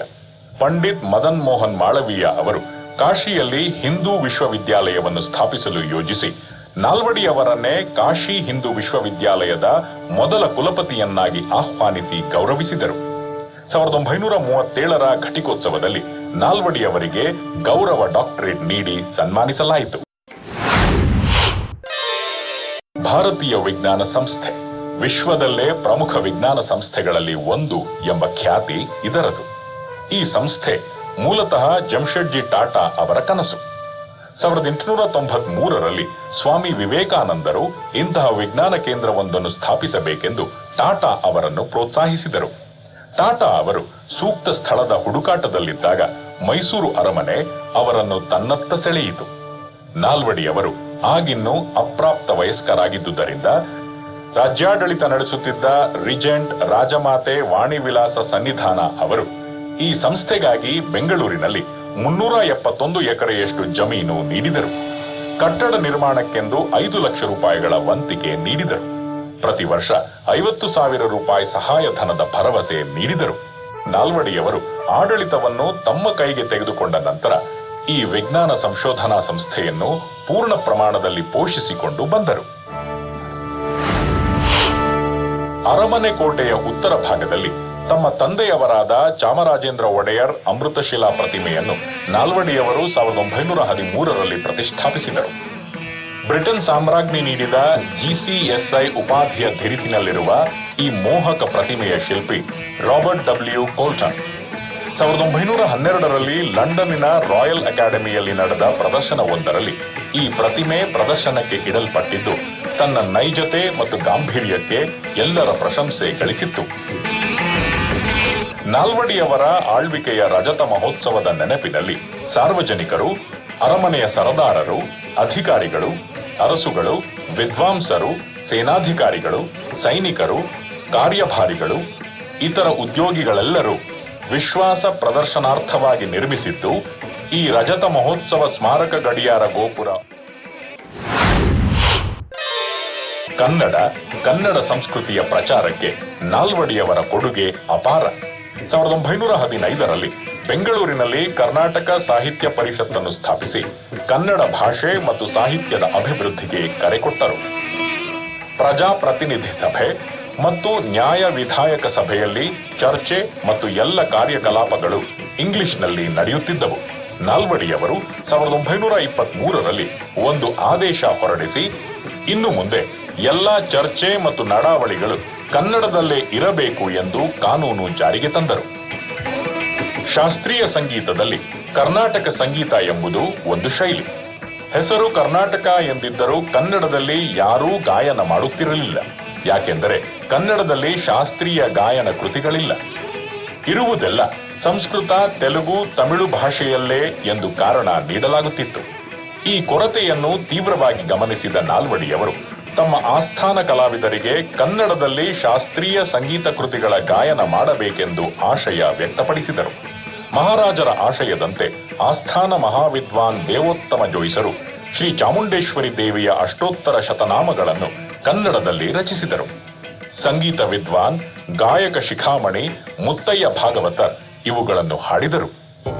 ಭುವನೇಶ್ವರಿಯ ನೆನೆ ಮಾನಸವೇ ಭವಬಂಧಂಗಳ ಭೀತಿಯ ಬೀಳುವೆಗೆ. ಭುವನೇಶ್ವರಿಯ ನೆನೆ ಮಾನಸವೇ ಭವಬಂಧಂಗಳ ಭೀತಿಯ ಬೀಳುವೆಗೆ. ಭುವನೇಶ್ವರಿಯ.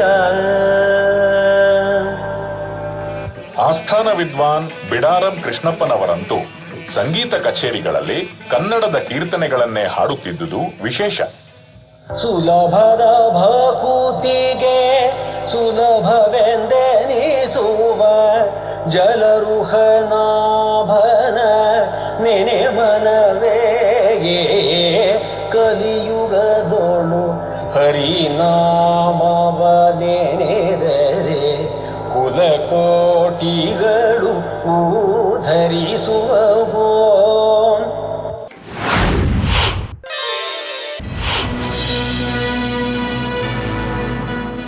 ನಾಲ್ವಡಿ ಕೃಷ್ಣರಾಜ ಒಡೆಯರ್ ಅವರ ಕಾಲದಲ್ಲಿ ನಿರ್ಮಾಣಗೊಂಡ ಮಹಲುಗಳಲ್ಲಿ ಮೈಸೂರು ಅರಮನೆ ಅದ್ವಿತೀಯವಾದದ್ದು. ವಿಶ್ವದಲ್ಲೇ ಇನ್ನೊಂದು ಇಂಥದ್ದಿಲ್ಲ ಎನ್ನುವಂಥದ್ದು. ಇತಿಹಾಸದ ಪುಟಗಳನ್ನು ತೆರೆದರೆ ಮೈಸೂರು ಅರಮನೆಯ ಇತಿಹಾಸ ಸುಮಾರು 600 ವರ್ಷಗಳ ಹಿಂದಕ್ಕೆ ಕರೆದೊಯ್ಯುತ್ತದೆ. ಮೈಸೂರು ಒಡೆಯರುಗಳ ಯದುವಂಶ 1399ರಲ್ಲಿ ಶುರುವಾಗುತ್ತದೆ. ಆಗಲೇ ಮೈಸೂರಿನಲ್ಲಿ ಇತ್ತೆಂದು ಹೇಳಲಾಗುವ ಪುಟ್ಟ ಅರಸುಮನೆಯು ಕಾಲಗತಿಯಲ್ಲಿ ಹಲವಾರು ಏಳು ಬೀಳುಗಳನ್ನು ಕಂಡಿದೆ. 1799ರಲ್ಲಿ ಟಿಪ್ಪು ಸುಲ್ತಾನ್ ನಿಧನದ ನಂತರ ಮೈಸೂರು ಸಂಸ್ಥಾನವು ಮತ್ತೆ ಯದುವಂಶದ ಉತ್ತರಾಧಿಕಾರಿ ಮುಮ್ಮಡಿ ಕೃಷ್ಣರಾಜ ಒಡೆಯರ್ಗೆ ಬರುತ್ತದೆ. ಮೈಸೂರಿನಲ್ಲಿ ಮುಮ್ಮಡಿಯವರಿಗೆ ಪಟ್ಟಾಭಿಷೇಕವಾಗುವುದು ಕೋಟೆಯೊಳಗಿನ ಶ್ರೀ ಲಕ್ಷ್ಮೀರಮಣ ಸ್ವಾಮಿ ದೇವಸ್ಥಾನದಲ್ಲಿ. ಯಾಕೆಂದರೆ ಅರಮನೆ ಕೆಡವಲ್ಪಟ್ಟಿತ್ತು. ತರಾತುರಿಯಿಂದ 1804ರ ಹೊತ್ತಿಗೆ ರಾಜರ ವಾಸಕ್ಕೆಂದು ಒಂದು ಅರಮನೆಯನ್ನು ಕಟ್ಟಲಾಯಿತು.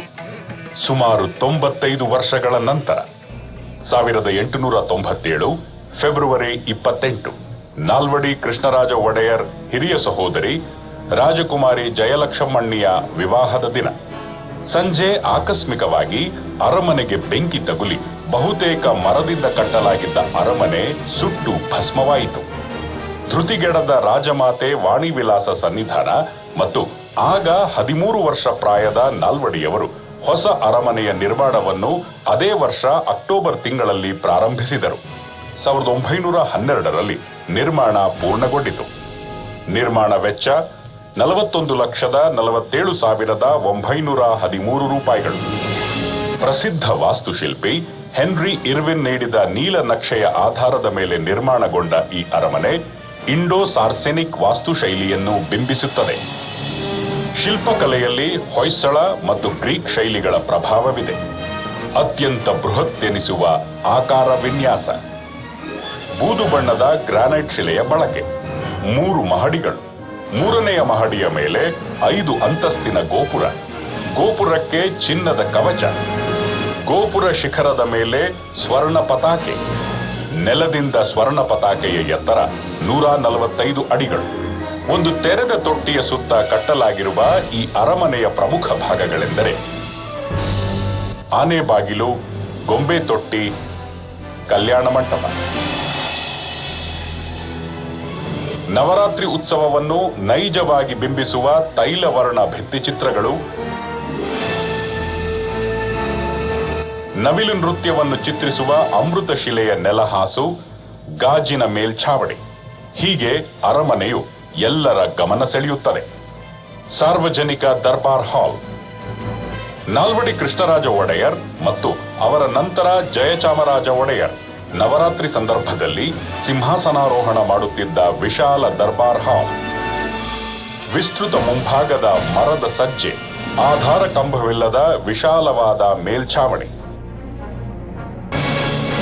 ಕಲಾತ್ಮಕ ಕಂಬಗಳ ರೋಚಕ ವಿನ್ಯಾಸದ ಒಳಾಂಗಣ.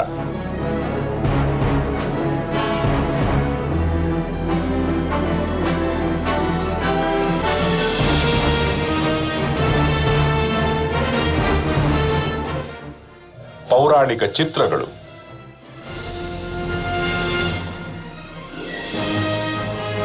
ದೀಪಗುಚ್ಛಗಳು, ಹೀಗೆ ಒಂದೇ ಎರಡೇ. ಅಂಬಾವಿಲಾಸ, ಮೋಹಕ ಸ್ತಂಭಗಳು, ಸುಂದರ ಚಿತ್ತಾರವನ್ನು ಮೀರಿಸುವ ಬಣ್ಣಗಳ ಮೇಳ,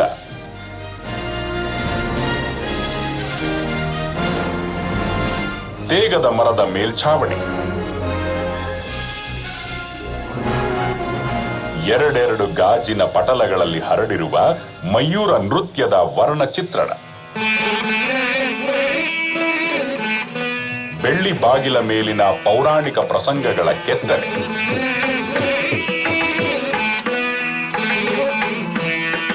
ಬೀಟೆ ಮತ್ತು ತೇಗದ ಮರದ ಬಾಗಿಲುಗಳ ಮೇಲಿನ ಇನ್ಲೆ ಕುಸುರಿ ಕೆಲಸದ ನಾವಿನ್ಯ,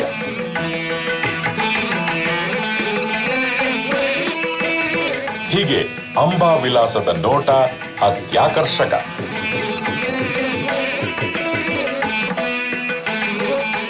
ಅಂದ, ಚಂದ, ಕುಸುರಿ ಕೆಲಸ, ನಯಗಾರಿಕೆ, ಭವ್ಯತೆ. ಇರುಳಲ್ಲಿ 1,00,000 ವಿದ್ಯುತ್ ಬಲ್ಬುಗಳ ಬೆಳಕಲ್ಲಿ ದೇವೇಂದ್ರನ ಅರಮನೆಯನ್ನೇ ಧರೆಗಿಳಿಸಿದಂತೆ.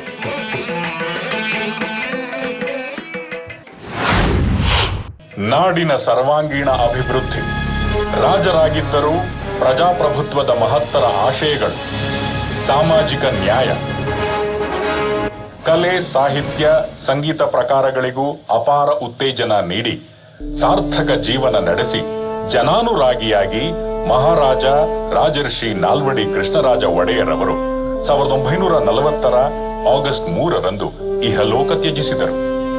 ಆದರೂ ಅವರ ಕೈಂಕರ್ಯಗಳು ಇಂದು ಮುಂದು ಎಂದೆಂದು ಸಮಾಜಕ್ಕೆ ದಾರಿದೀಪವಾಗಿದೆ.